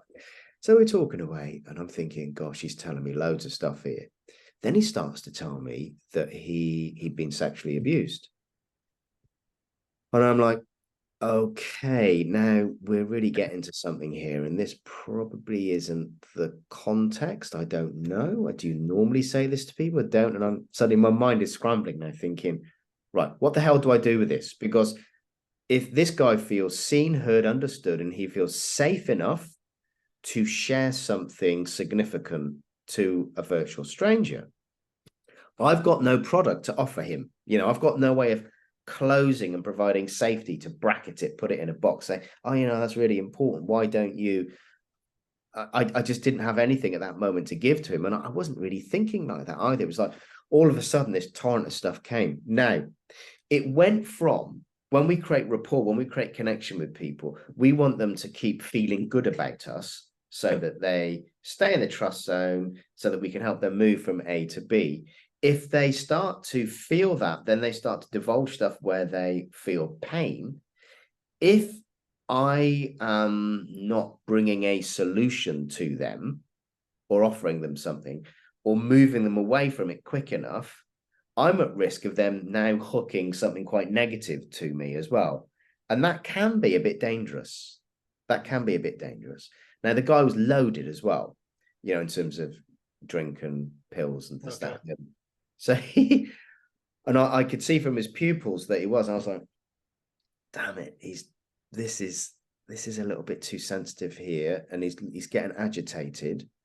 So I quickly kind of like, you can see my body language. I'm getting nervous talking about. So I'm gradually kind of like trying to roll back from it, but he's beyond the point now. So he's now getting angry about the things he's talking about. Of course, I'm the object of his anger as well, because, it's the way it works. So I kind of make my excuse, say, look, can I buy you a drink? We're in another country. I don't know anybody who can help you around here. So I'm offering no solutions other than I can get you more drunk, basically. Have another drink and see what happens. Anyway, so I walk out. The next thing I know, it's the dreaded, "Who are you, mate?" I'm like, oh, no. And he gets right up in my face, and there's another guy with him. And he said, I'm gonna kill you, but before I kill you, I'm gonna do unspeakable things to you in the lead up to that death. I'm standing there thinking, oh my God, really do without this. To be I could, that's an understatement. I could really do without this. Now, for me, in situations like that are very high stakes, so I feel the high stakes. Of course, I feel the fear. I'm like, freeze, I want to run away. But in very high stakes, I quickly calm down and I'm thinking, right, I need to do something here. He's not doing the pre-fight indicators. Do I need to get a preemptive strike in? Right, he's square on to me. He's not protecting his throat. I'm not interested in the lumpy bits of the face. It hurts. Right, I'm throat, eyes, soft, squishy bits that are going to create physical reactions, and then I could do other things. And I could run away and cry for my mum probably. But I've been in enough of those situations to think, and you know what? I'm just about to do something fairly severe to get away, and I'm still not counting on the fact that, I mean, the other guy could chase after me. I could not get the strike in. And at the very last minute, somebody comes out the bar, and there's old clot here. I'd left something on the side because I hadn't been thinking, because I could see the situation. I hadn't been thinking it through. It was outside of my remit. I was supposed to be the professional here, and I'd left a coat or an item of clothing on the side. Somebody goes, "Hey, mister, is this your coat? Is this your this, that, and the other?" And I'm like, "Oh, yeah, it is." And it was the perfect example, an opportunity for me to break the state, and they broke the state for me so I could get away. Believe me, Jonathan, I got my coat and I exited out the rear of the venue as fast as I could. And I remember phoning somebody up who owned the flat that I was staying in. He said, "Tell me exactly what took place. I'll send some fellas around to sort the guy out." And I'm like, "No, that's the last thing we want to happen. I need to remain off the radar completely. We don't want any fellas around sorting any other fella." I said, "I'm a lover, not a fighter. That's what I'm here to do." But they were really protective. But it goes to show, actually, and I suppose in therapy as well, you're going to have situations where people confess certain things, and then how do you, and you're better positioned for this, how do you stop the effect that you're having on somebody when they move from "it's all really nice" to now them pouring out their heart, and then they start to get angry with you? I'm sure that must happen in a therapy situation where it's like suddenly things get a bit... It can do. However, it's less likely to do if you've set up the whole contextual situation and the actual environment and the context and everything, because of the fact that they're seeing you as the therapist. That's so, if it's been done right, go back, lesson 1, bonus stuff, then rationally and irrational reactions, they will still have it in their head that it isn't down to you. You're not to blame. Whereas outside of that context, that, if you like, big signpost isn't in there from the beginning and during. So yeah, they can still have what might be called abreactions, which apparently means abnormal reaction, which frankly, it contextually is a bit odd, really, because if you've done things right, the only reaction they should have, even if it is an emotional release, a catharsis, should be considered a positive one, because they are releasing those negative effects, the self-blame, shame, guilt, regret, the fear, frustration, failure, anger, anguish, anxiety, resentment, regret, remorse.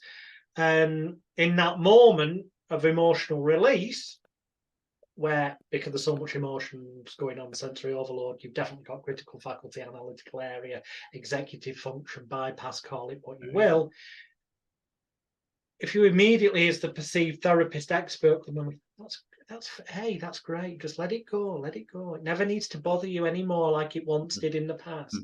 Just let it all out now. That's fine, that's fantastic. In fact, might not feel wonderful right this second, but as you let it out more, it feels better, as you start to realize right now that from this moment forward, it can no longer bother you, worry you, or concern you as it once did in the past. Like it's just gone completely. Like a huge sense of relief being lifted off your shoulders as you realize now's the time to forgive, for forgiveness, acceptance, realization, release. As you just allow that to reframe in your mind into something that no longer holds you back as it once did in the past, but in fact, it's a motivation to push you forward and continue with your bright new future. And I could carry on, but hopefully within that, people will notice a lot of the things that we've talked about: spatial anchoring, disassociation, by the phraseology that it's now in the past, gotcha. forward into the future. Hopefully, it sounds like, where, I've got loads of stories about different bits and pieces, but I think that at the core of it is the techniques, the skills, the reading body language, rhythm, speed, volume, pitch, structure of language, how you use props, how you set rooms up, all that kind of stuff. They're really powerful. And where I have failed or not done so well, or where things haven't gone well, now, sometimes they're going to happen anyway. So you just stuff happens. Yeah. I don't always get, it doesn't always work. I can't always get people into a room. I can't always diffuse stuff. I can't always read perfectly well. But my strike rate is pretty high. But where I do things that are wrong, it's down to usually one or two things. But primarily it's down to not planning. So not actually thinking it through. Your Paul Daniels thing that you talked about, kiss her tits. Keep it simple, stupid, and think it through. That, or as friends in the police over here would say, piss poor planning makes a poor performance. That alliteration. It's through not planning it through and thinking it through and getting into the right frame of mind and visualizing, practicing, and all that kind of stuff. But secondarily, really important in the moment, is going too fast, is slow, the need to slow down. And in my experience, what I found in business contexts or in negotiating contexts, track to diplomacy, bringing people together behind the scenes before formal meetings, actually what I think is slow when I'm feeling reaction, I've got to do something and move something ahead. Actually, my perception of time and speed and how fast or slow something is very different to the other person. So what I think of, just take a breath, Paul, it's okay, just think it through. To them, that's just normal. I might be thinking, I'm taking ages to respond to this and to act in this way or think this through. But to the recipient, the target, the whoever I'm working with, invariably, they're just not thinking that at all. So we can put ourselves under unnecessary pressure to get things over the line, when in fact, when I'm moving too quickly, that's when I'm going to make missteps and mistakes. And in some situations, you can't afford too many of them. It's not as terminal as people would think in lots of situations, but it does us well to plan. And secondarily, there's so much data that's coming into us through body language and all the other stuff we've been talking about and all the things we know. Under stress, we're forgetting, we're deleting, distorting, generalizing. You spoke about that earlier on in the NLP stuff. So all that stuff's taking place. So what are we left with? Well, we're left with the stuff that we can remember that works, and the way that we can make sure that we access our working memory more effectively and accessing other parts of memory to bring it into working memory is to slow down. And that's just helps settle the amygdala down that's pumping like mad and getting fight and flight. Just slow it down, calm it down. And then we can actually think rationally, access the things we need to, actually get in sync with the person in front of us, read them, ebb and flow and move, and find that we actually, create the influence that's necessary, sell the product if that's your thing, help people come to a resolution, actually create space for some creative thought to come up in yourself and other people, to bring them together, know how to improvise and flex, use all the skills. And I think planning and just dialing it down is actually some of the best tips to access this world of resource that we've been sharing with listeners and viewers, and all the other stuff that you've bundled in, and I've chucked in with videos. Actually, to access all of that just takes some planning and slowing down. And if you're doing it for performance, you're amping it up. And if you're doing it for other areas, you're creating stability and confidence and trust and pace to actually people say, oh, I can trust you because you're stable.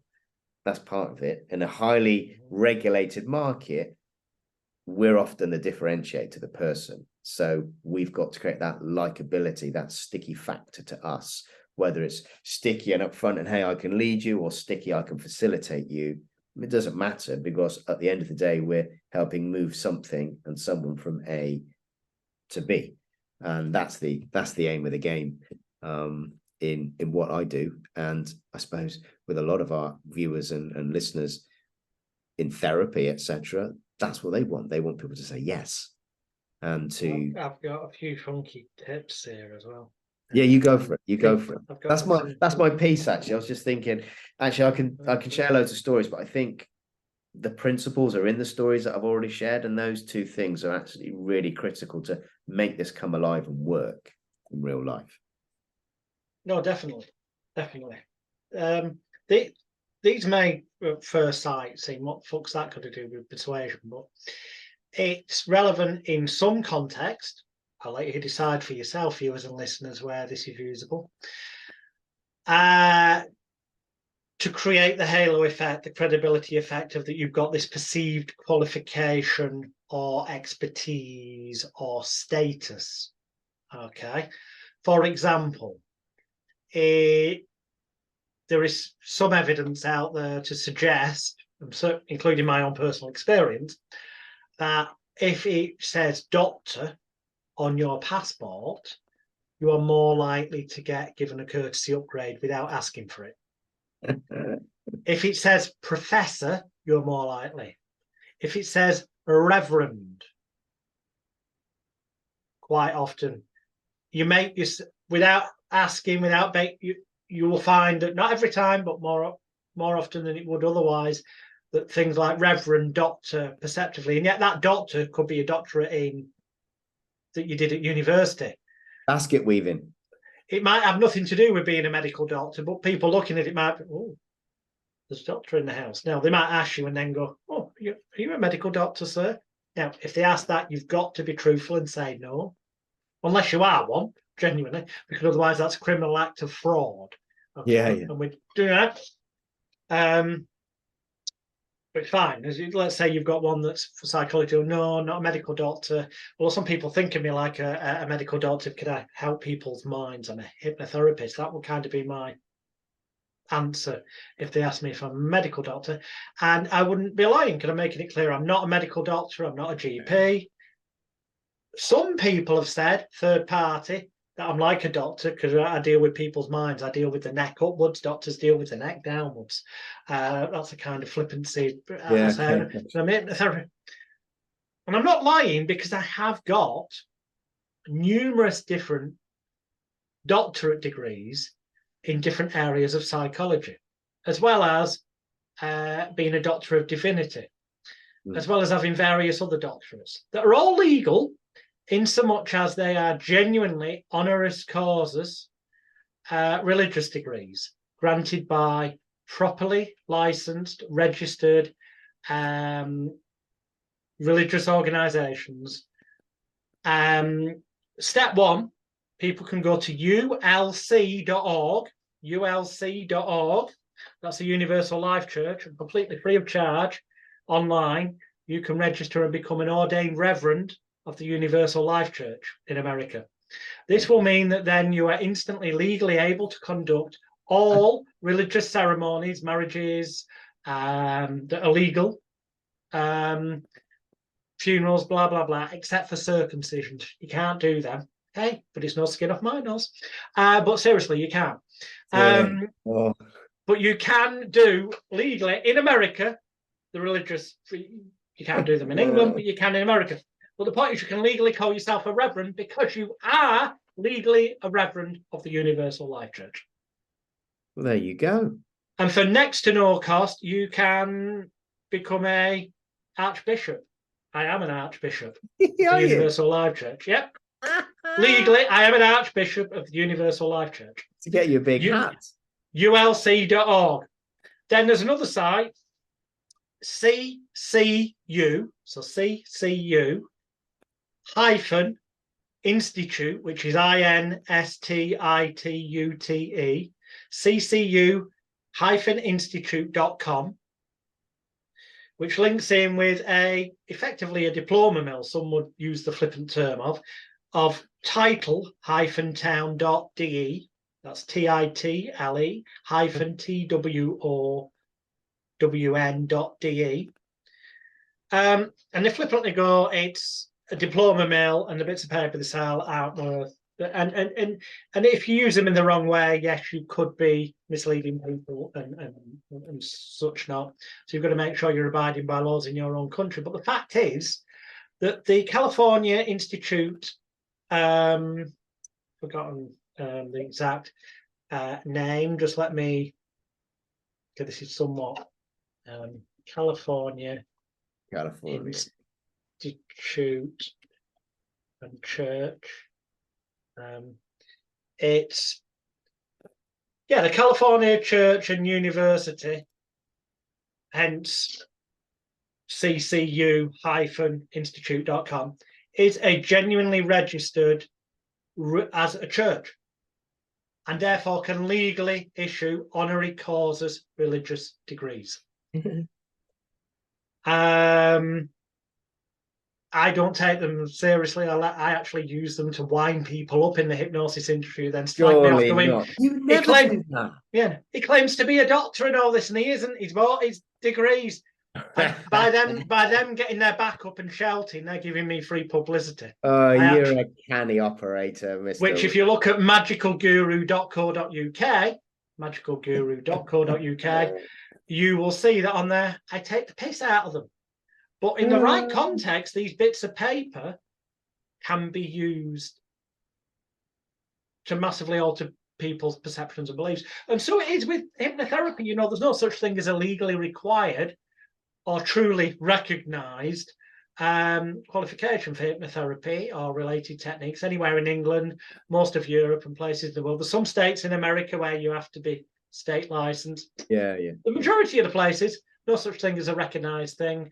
And the places where you have to be able to call yourself a hypnotherapist, you just call yourself a consulting hypnotist instead. Loophole, fine, because you're not using the word therapy. Okay, go on.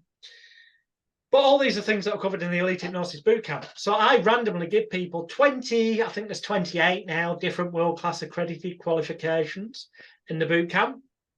But none of them are really worth the paper they're printed on, other than as a placebo trigger to trigger people's perceptions and to create the context and the environment and all those belief dominoes that exponentially grow stronger that I talk about in the 4-hour bonus video that comes with lesson 1 in the thing.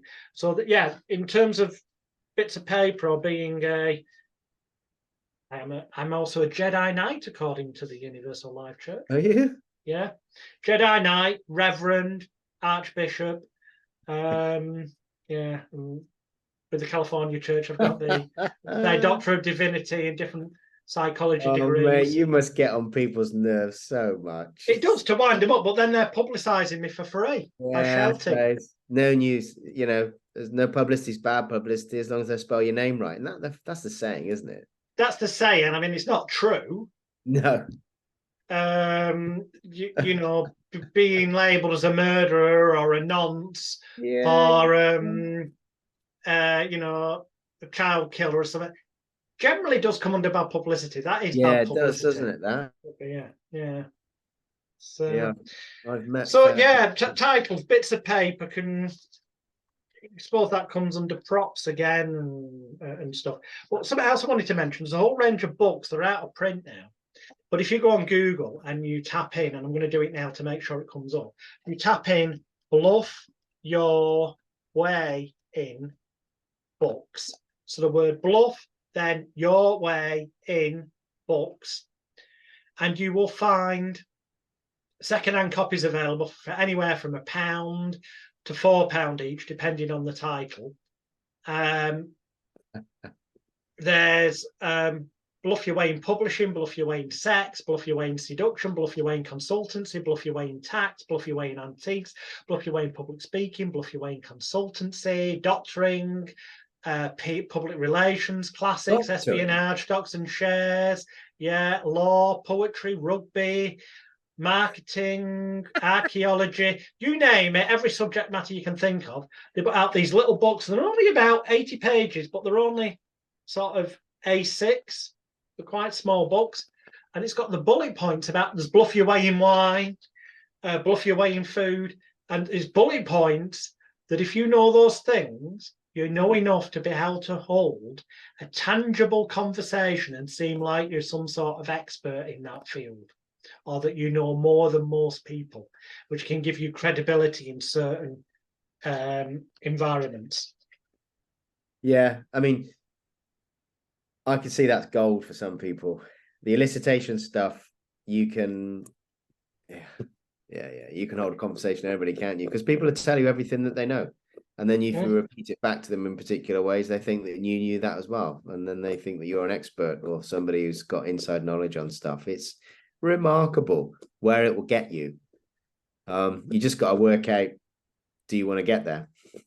Because once you're there, what are you going to do with it? That's always a question. I say to people I work with and I train in some settings, I say, look, failure is not the biggest issue here for some of us in the room. I said successes. What happens when you get past and through to where you want to get past and through to? That's the real issue. What are you going to do when you're there? Because I tell you what, the skills and the techniques and the gifts might get you there. But once you're through the door, it's going to be genuine character and skill testable that's going to keep you there. And I say, we've just got to work out, if it's a quick compliance thing, hey, cool, you're there doing a particular thing. What happens if you're in and around for a long time? I remember I was preparing to get into a particular situation, and I just read and read so many books and literature on the particular ideology that I was beginning to talk with and go to. And because I needed to be credible or knowledgeable or taken seriously when I was in the room.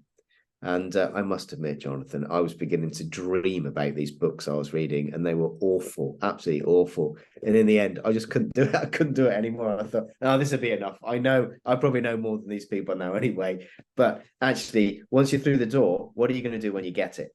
And that's a really good question. If you've got an answer for that, it's useful.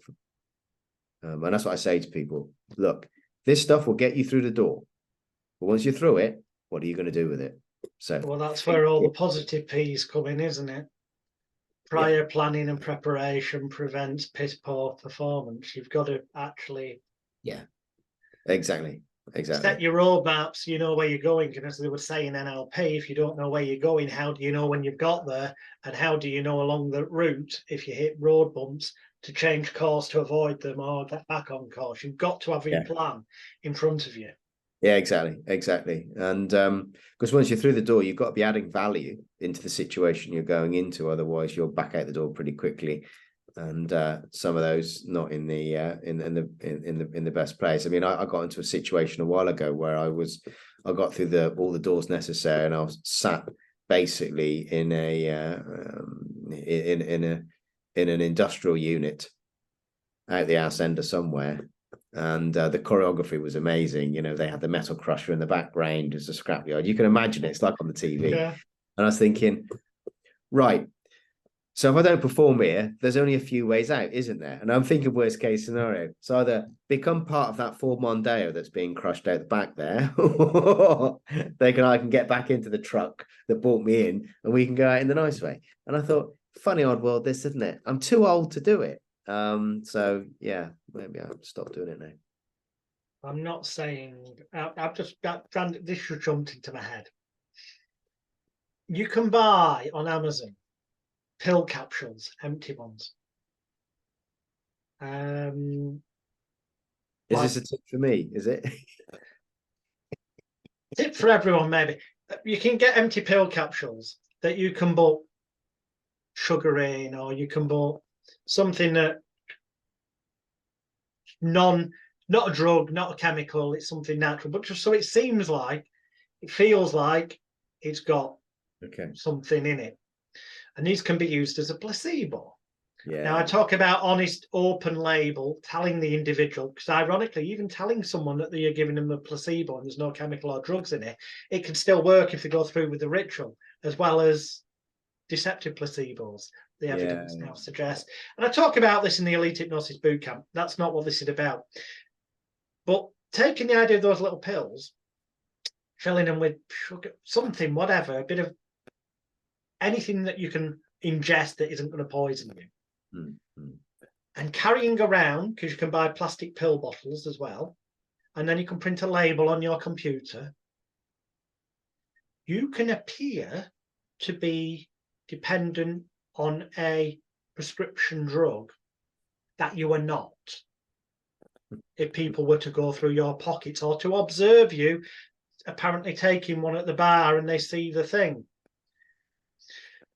So they could observe this and then they go and Google it and they go, oh, this means he's got a weak heart, or he's got this issue, or she's got that issue, or whatever, where in truth, you don't.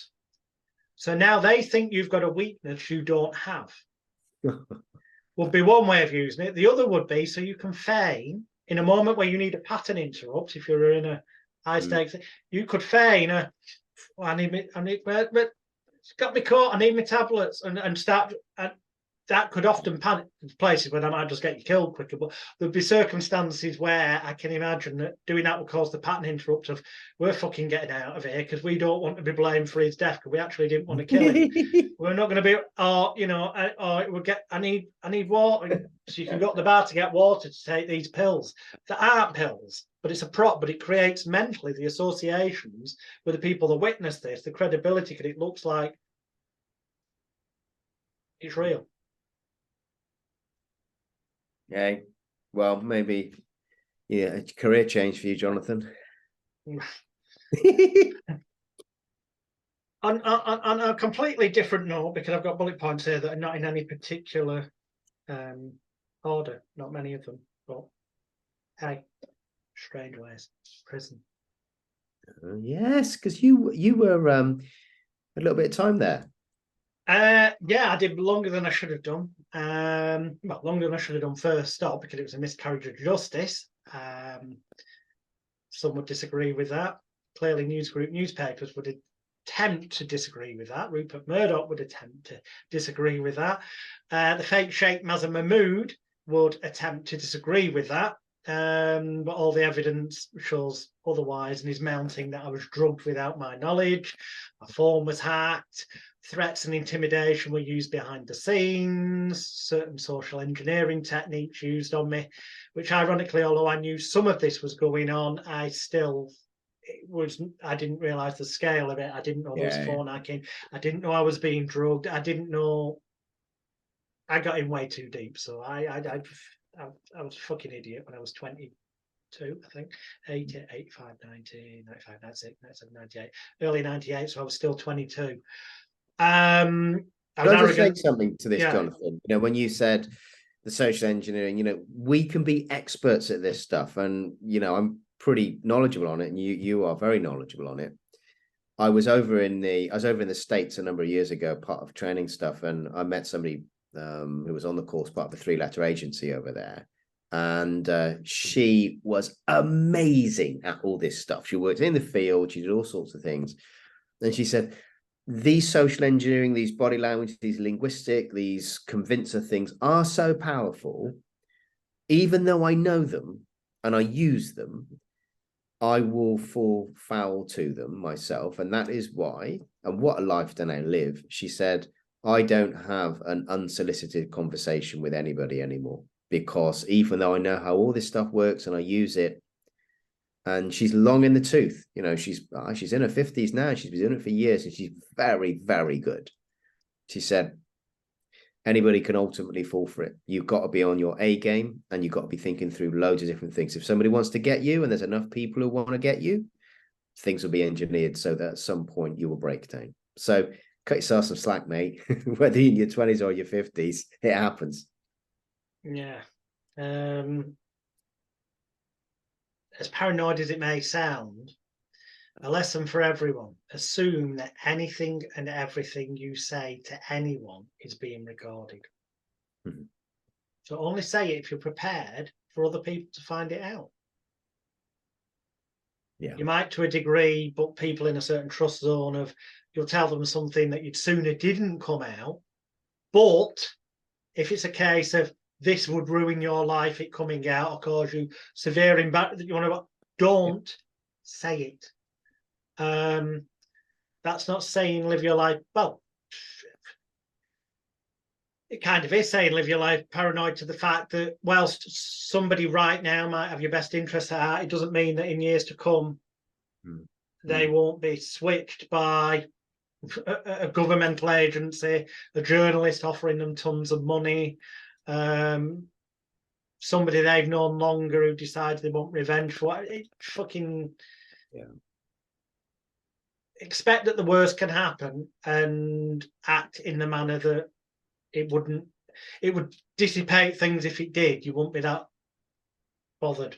Never trust a journalist. Never, I don't care how honest they appear. Never trust a journalist. Yes, there are some good ones out there, but in my experience, the vast majority of them, if it's the difference between them keeping their job, especially, I'm talking largely here with the legacy mainstream media, call them what you will. Late stream, gosh. Yeah. They're, your daily fails and all that kind of stuff. They tend to have contracts where if they don't get a byline, their name on a story in a certain period of time, that they have to clear the table. Okay. This kind of pushes an environment where things may not be done in the most always honest ways, which is coming more and more to light. People are aware of that. So I foolishly thought I was going to expose what I thought were the dishonest techniques of Mazen Mahmood. I say what I thought because I thought he just made up lies, edited things, and made things look like they'd happened that hadn't happened. And indeed, that is true. However, turns out drugging people as well. There's evidence to that. But phone hacking people, using social engineering and manipulation and threats behind the scenes, and a whole bunch of other things that I was not even aware of, some of them until in the past sort of 2 years, where I was approached by a former Liberal Democrat MP, Dr. Evan Harris, who was one of the chair people who helped set up Hacked Off, the UK press reform group. And he came to me and he said, do you know your phone was likely hacked and that unlawful information gathering was used against you by news group newspapers? And I was like, what do you mean? And he showed me that there were receipts that had come out in the High Court through disclosure. And amongst these, there were ones with my name on from the time period of the Mazen Mahmood sting, showing that unlawful information gathering techniques through arguably corrupt private detective agencies were used to always be several steps ahead of me. So I thought, I'm going to expose Mahmood, and they knew that I was endeavouring to do that and was several steps ahead of me every step of the way. And had this been known when my case came to trial, which apparently as far back as 1994, as explained at circusofthemind.net, it now turns out, I found out in the past couple of years, that the Crown Prosecution Service, Special Investigations Department, Serious Crimes Unit, and Scotland Yard and other police departments had communicated with each other at length. Documents exist to prove this, that they could no longer and should no longer rely on Mazen Mahmood, the fake sheikh, as a witness of truth in any legal cases. This was back in 1994. And yet that was swept under the carpet and ignored until the British pop star Talisa Kontos-Stavros' trial collapsed in 2014. Which ultimately led to Mahmood later in 2016 being jailed for conspiracy to pervert the course of justice. And stuff coming out, and us finally discovering in the past couple of years there's evidence that, he drugged people, phone hacking, unlawful whole bunch of other stuff going on that we weren't aware of. They knew in 1994. Some might say the massive cover-up and miscarriage of justice there, because here's the thing: if the police and or CPS had disclosed to me or any of the other Maza Mahmood victims from 1994 onwards what they had found and what they communicated with each other, the fact he should not and could not be relied upon as a witness of truth in legal proceedings, then none of our cases would have ever got to court. They would have been struck out.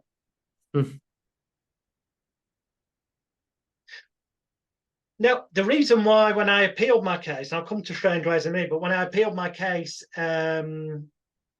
start last year, and it was turned down by the Court of Appeal because they said they wouldn't grant me an extension of time because it was like 20 odd years later.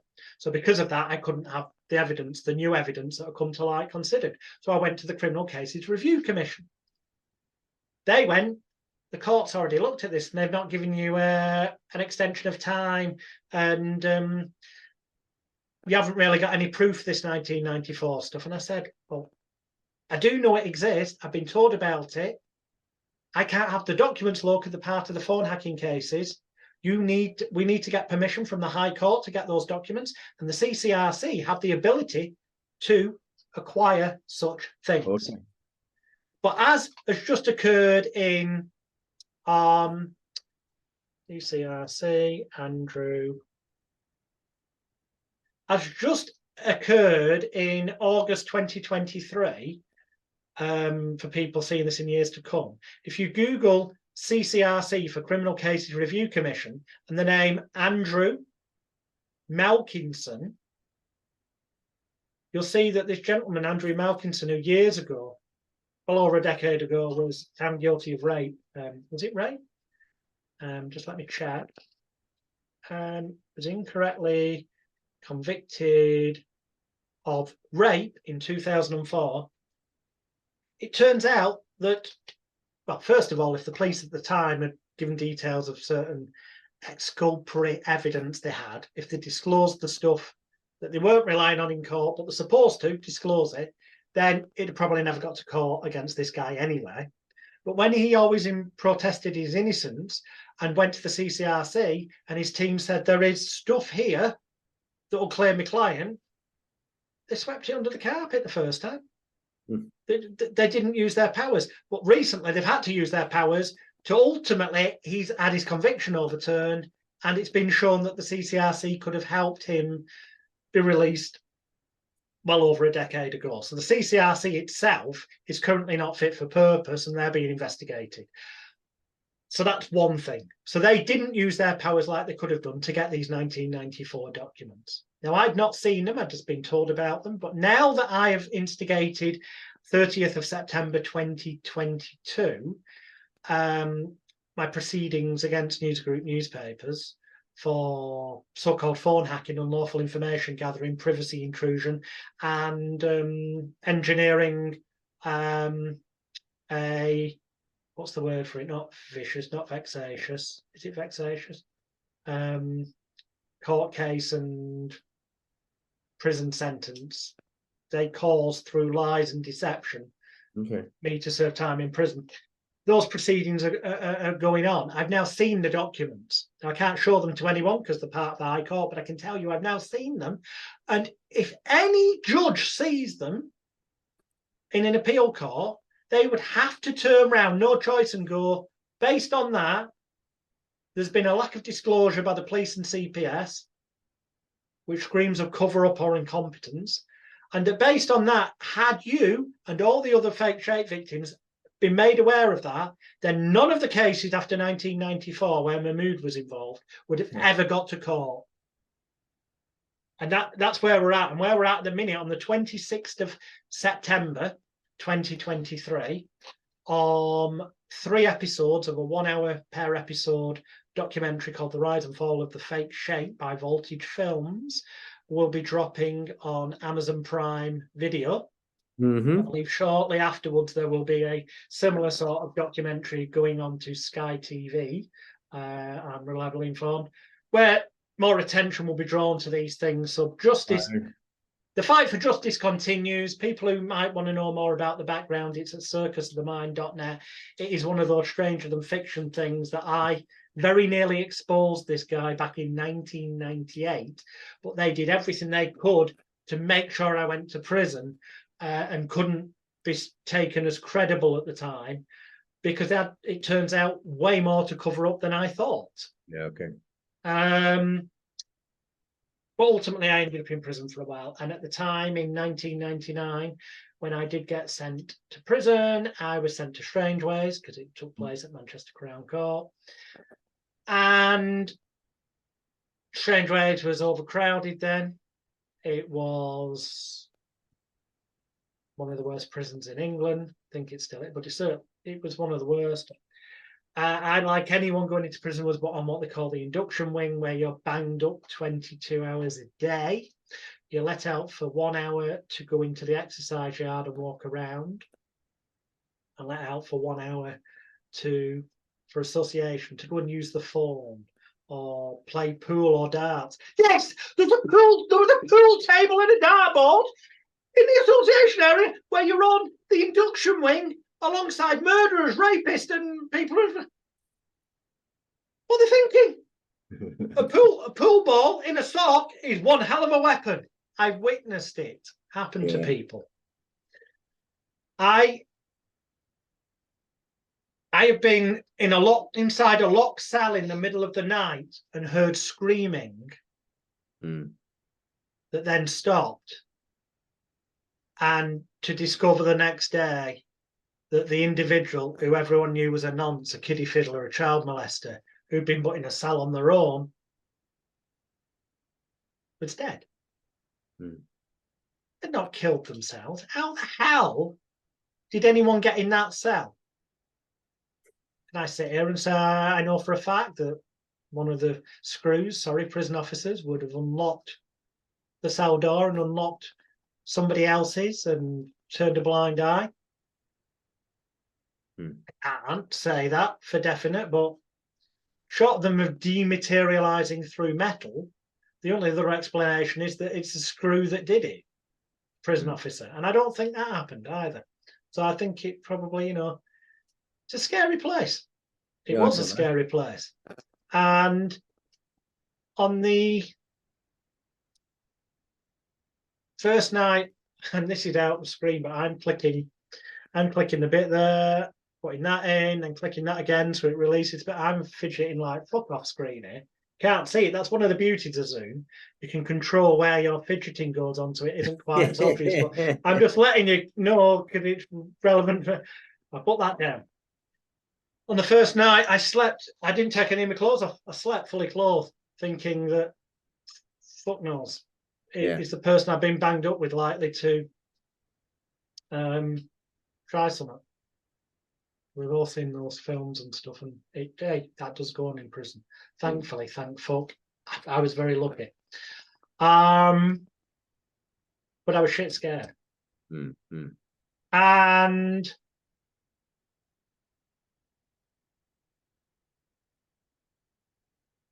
the fight, flight, freeze, shite. Clearly, I was largely on that first day in there, definitely in the sympathetic stress, fucking fight, flight area.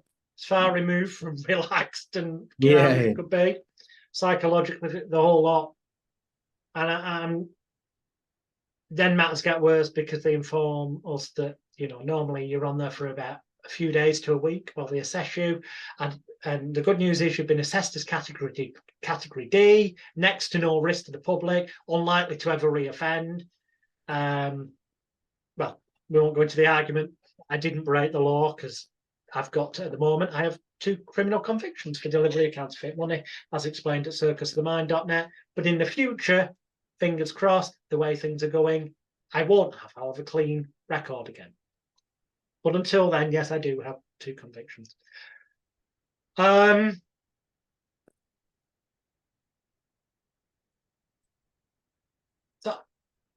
So the good news is you're category D.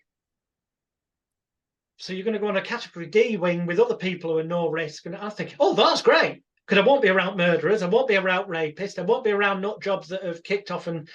But Brilliant. I'll be around, so I was told, people who've done credit card fraud and missold things, not paid the council tax. Great. I do, soon to not be in prison, but that'll make it a lot easier. Then they tell me the bad news, but we're overcrowded. You could be on here for weeks. As it turns out, I was on there for weeks, pretty much all the way until after about 5 weeks, I got shipped out to a totally different prison. An open prison, Kirkham, near Preston. But back to Strange Ways. A few things I did to survive. And I don't think at the time I was consciously planning and thinking about most of these things. It's with hindsight, I think that it was the survival instinct kicked in, and it was drawing on everything I'd ever learned or done before, which certainly I wasn't as skilled at the age of 22 as I am now at 48, nowhere near. But the first day banged up, there was no recreation had already gone. The first day, so it's the second day being in prison, when it got to recreation time, I just stood around and watched people playing pool. I didn't say anything to anyone, unless they spoke to me. Then I was overly polite, if anything. And I clocked there were a couple of people that were particularly good at pool, clearly, because they kept winning. And I went up to them and I said, "Hi, guys." And invariably, the first thing they ask is, "What you in for?" That would have been the normal protocol. I was kind of fortunate. When you go into prison, a lot of people might not know this, but what his protocol is that they will, if there's any news reports that day in the newspaper about you, they will have removed those pages from the newspaper so none of the other prisoners can find out what you're in for. Well, not straight away. There's always ways of them finding out, ringing the outside, but to make it easier for you to settle in, and or for you to never come clean and say what you're generally in for. Well, the first thing I noticed at Association is the Manchester Evening News is on the side, and it's got a bit reading side about the, local clown convicted for counterfeit cash. I'm thinking, hang on a minute, that should have been removed. And there's an article in there, which I look at, knowing that other people will have seen it. And I think, actually, this is quite fortunate that maybe the stars have aligned. It's quite fortunate this has been left in there, because it actually said in there that the judge acknowledged that I knew who Mazza Mahmood was and that it was my intention to expose various things, but that it wasn't a normal circumstance, that it had gone wrong, but that he felt nonetheless a custodial sentence was necessary because I did not have a lawful excuse for, or he didn't perceive it that way. If we'd known what we know now, the legal team found out, then it'd have been probably thrown out of court and never gone to jail. But hey-oh, that's an ongoing thing. Point is, I'm in Strange Ways, and this article's there. And so now that I've noticed it says this stuff, it's effectively, it can be perceived that the judge is accepting I didn't set out to commit a crime, because I didn't. I got manipulated into it. So I leave it open at that page. First thing I do, because I figure that if people see it, read it, and word gets around, they're going to, even the thickos are going to go, he shouldn't be in fucking prison. That was, it turned out, for what I found out later, by the way, I'm not come back to them, is that, yeah, and I am purposely nesting loop in there. Bad boy. I then spoke to these guys. They didn't ask me what I was aiming for, so I figured they must have read the what's it. Their actual response was, "You shouldn't even fucking be in here, fella." And I didn't want to get into that whole thing because I didn't want to. And I just found myself saying, "Look, I've always liked the game of pool, watching it on telly, but I've never really been that good at it. And you guys seem really good at it. What would it take, maybe, for you to give me a few lessons? Because it looks like I'm in here for a bit, nowhere to go, sort of thing." Trying to be flippant about it, and Well, the answer was, not surprisingly, oh, a bit of snout, bit of sniff. Snout rather, not sniff. Sniff is slang for cocaine. Snout is the slang, as best as I recall, for tobacco. Indeed it is. Yeah, fair enough. I agreed, because I didn't smoke a right lot anyway. I'd already been told that I'd been categorised to category D, so even though I was banged up on that wing, that would mean that I was entitled to maximum privileges, which means maximum shop spend. So people in there that run that wing that categorised cat A, rapists, murderers, would maybe only get to spend 10 quid a week at the shop, whereas cat B got more, cat C less risk, cat D got, I think I got 20, 25 quid a week I was allowed to spend, assuming I had that in my account, that it had been sent in from the outside. So I'd buy as much tobacco as I could, because tobacco and phone cards and Mars bars seemed to be the currency in prison. And I effectively paid for pool lessons. It's not that I wanted to play pool, and I am not a wonderful player. Or maybe I am, and I'm saying that so that if I encounter you, I can win money. I'm a pool also. Yeah, playing you at pool. But I do love The Colour of Money, Paul Newman, great films. Anyway, I digress. Ellen, I got better at pool. More importantly, I'd aligned myself with the people who most often won at pool. Most often had the two pool cues in their hands, which to me I perceived as being weapons, as are the fucking balls. These people were in charge of that table. Indeed. One of whom was a convicted murderer. I suddenly felt as though I had a kind of level of protection. And it turned out that I did. I later found out there were people told, you fucking, don't you go near him. Now, as it happens, it later turned out, if I go down here, as memory aid, that, because they do what they call pad searches in prison. I'll come back to pool in a minute. They do pad searches. That's where they'll randomly come and your pad is your prison cell. And they go, right, we're searching your pad. And if they find anything you're not supposed to have, like more tobacco than it shows that you bought, or realistically should have had left from the previous week, blah, blah, blah. Or if there were any drugs, you'd be fucked, alcohol, blah, blah, weapons. They search, they don't find anything. So, me and the person I was banged up with, as they say, were fine. They left. And then I went in the drawer, little unit that was one of my drawers, to get something. And there are 2 Mars bars there. There were not 2 Mars bars in that drawer before they searched the cell. I'm now in a bit of a quandary, because I know in my head they weren't there before, so they've been put there. And the only people who could have put those Mars bars in that drawer, one of the prison officers, one of the screws. So, do I eat them? And then that's used against me, maybe, somehow, don't know. Are they trying to set me up? Am I going to be found with someone's stolen Mars bars? All manner of things run through my head. So I do not touch them.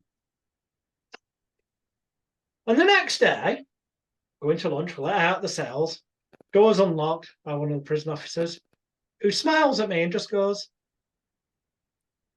and walks off, and I'm thinking, what the fuck's that all about?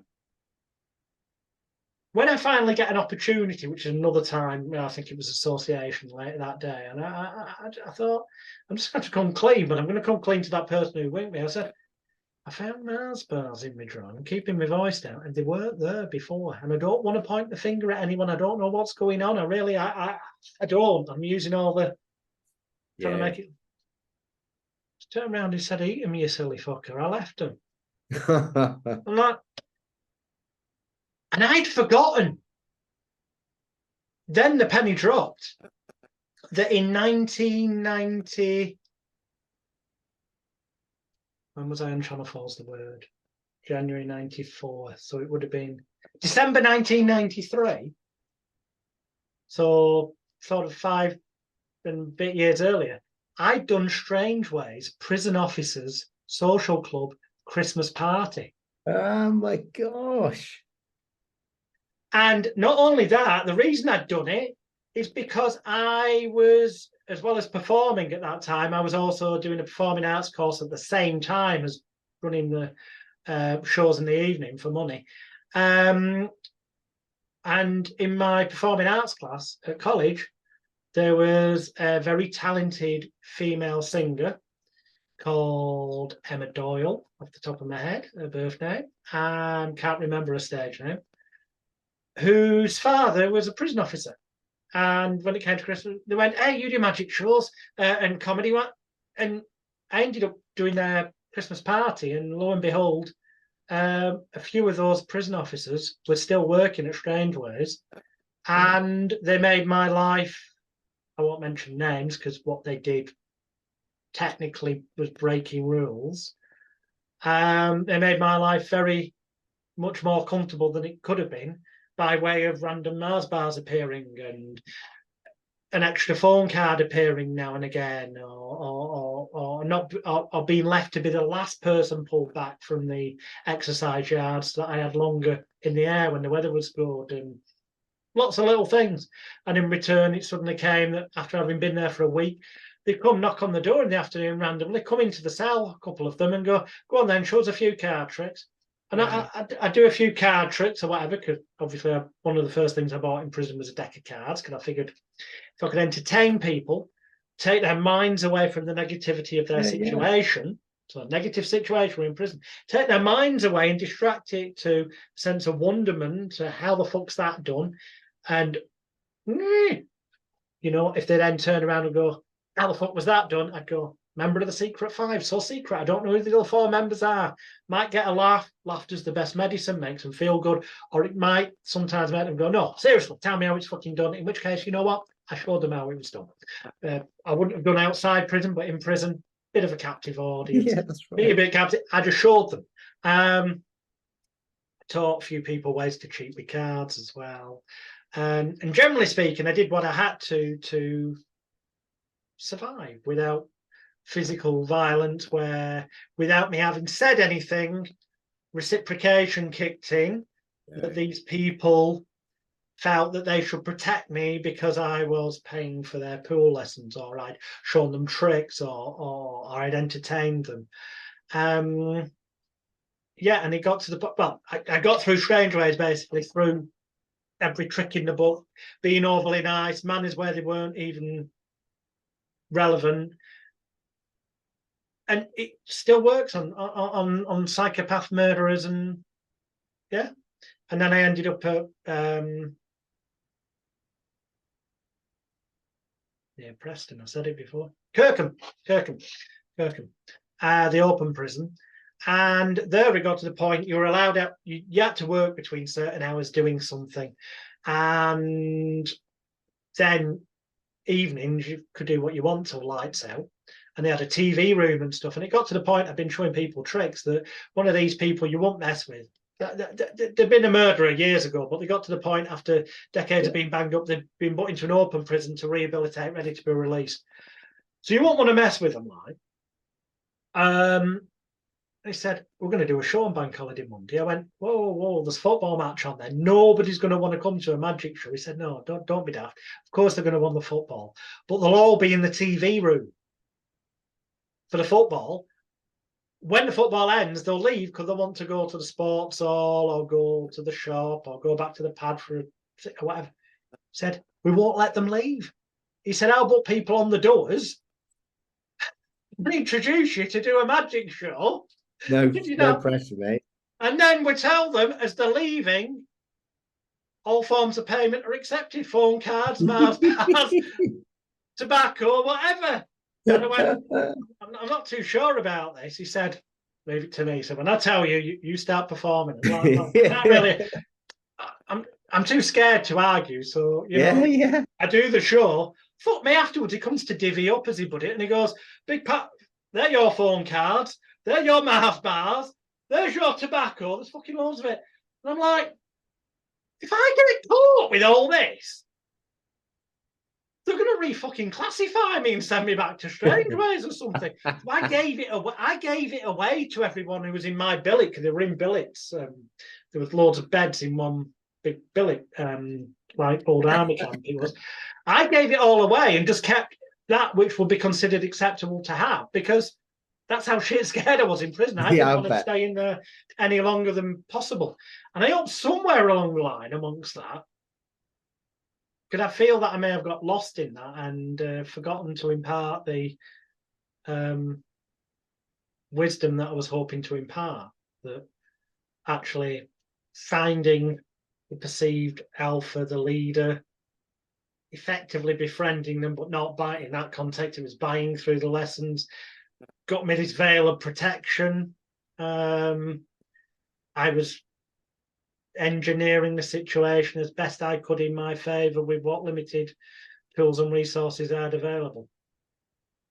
It's the point I was trying to get across. I'm not entirely convinced I did it too well with that one, but anyway. I remember when I did the formal training, I'll end on this actually. When I did the formal training, it was interesting. They said there are 3 kinds of people who get good at this kind of stuff in their experience. Now, this was pointing in the direction of bringing people together, or maybe going more intelligence-y side of things, elicitation. There will be people who are deviants, people who have got, been brought up and for whatever reason they've gone down a criminal path. They're just very good at reading, assessing, and influencing. There are people who have faced trauma in early years and have had to navigate, read, assess, and influence people's behaviors to survive. And the third are people who have had an overwhelming interest and passion and have just learned and learned and learned. They said, but the previous 2 are the ones who can be the most natural at it, because it's been part of their imprinting, nature, nurture, whatever the debate is growing up. And, I think that when I listen to your life story, you've got some of the elements of some crazy stuff, which is quite traumatic, and you've also known how to be a bit kind of like deviant as well, or know how to sort of play all the angles.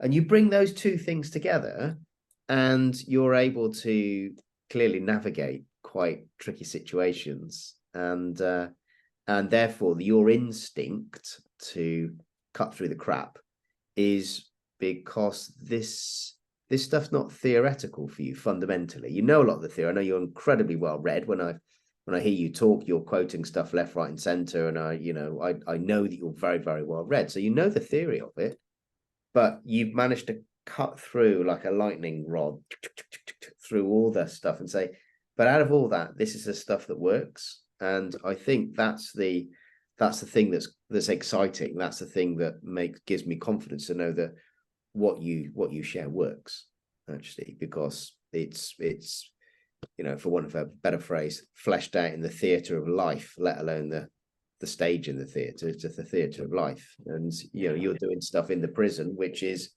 okay, your limbic system's fired and you're using all sorts of things to fawn, to actually create that likability factor to then get you from A to B, and actually having a bit of fun on the way in a crazy situation. And at the end of the day, all this stuff we talk about, life is for living, finding meaning and purpose, and that gives you, and actually learning this stuff with driven through an intention of something that's positive and good actually opens up loads of opportunities in life to enjoy the moment, enjoy the relationships, see those relationships that mean a lot to us improve because we're better at communicating, whether it's in business or in therapy, or if you're working for, governments or whatever it is.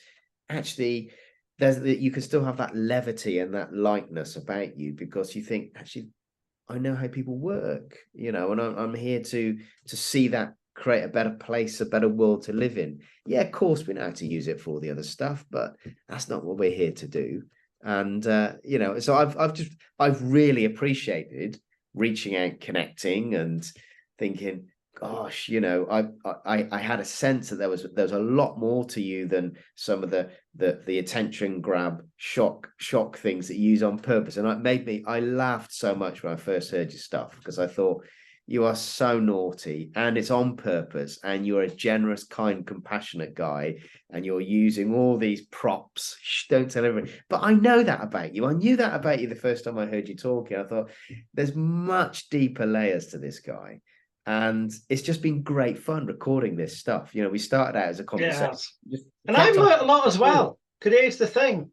Although we've said it numerous times, but although there's so many similarities, when we started this journey, I actually wasn't aware of how many similarities. I suspected that from experience of the therapy world, that different therapists call things different names, but it's the same pecking technique. It's because they repackage it to sell courses. So that's highly likely. And I knew it happened in the sales arena and it happened in negotiation, but I didn't know that it happened also in effectively the dark arts, the 005 and a half. I didn't fucking, so I've learned a hell of a lot as well. Yeah, it's been great, Jonathan. Seriously, I absolutely loved it. And, you know, interesting to see what happens as a result of this going ahead. Yeah, maybe in 2024, when people have studied this stuff, maybe there will be enough demand there that people will feel that need to contact us. Our details are at the top and bottom of the members area. Great to meet They're people. easy to find. And if there's enough demand, we could do live courses and practice and in the field stuff. Yeah. Who knows? This is not the end. It's just the beginning. Whether that's you coming, seeing us. No, I'm not saying come. I'm not saying you need to come to us. There's nothing. You don't need to learn anything else from us about this stuff. You'll learn more by doing it in the real world. Yeah. So you know, don't get me wrong there, but there is. Paul mentioned about living life for today. So some cliches. I may have mentioned these before when we talked about metaphors and stories and stuff, but a few cliches for me to end on. But they are very relevant to that living for now. So, and they are just cliched sayings, but I find these useful in therapy, sometimes in conversation, just to, when you need some conversation filler, you can throw in, but well, it is important to live in the moment, the here and now, you see, because yesterday's history, tomorrow's a mystery. Today's the greatest gift. That's why they call it the present. It's rather like money. You know, yesterday, it's like a cancelled check that's been ripped up. Tomorrow is just a promissory note. I or you, it may or may not occur. Today is like cash. So spend it wisely. Live in the moment. You see, the thing is, all of us have the same, you know, a 24-hour period. We all have the same 1,440 minutes. We all have the same 86,400 seconds. Now, if you had £86,400 and you had no choice but to spend it in a 24-hour period, and somebody came along and shortchanged you for 20 quid, you might get a bit niggled and a bit angry for a short period of time. But you won't let that tie you up for the next 23 hours that were left, would you? Stopping you from spending that money or investing it and thus losing all the rest of it entirely. It wouldn't happen, would it? So why, when you've only got 86,400 seconds in a 24-hour period, you let someone's 5 minutes of madness or stupidity or impoliteness or anger or whatever drag you back and ruin the rest of your day, that time you can never get back? You wouldn't do it with cash, so why do it with time?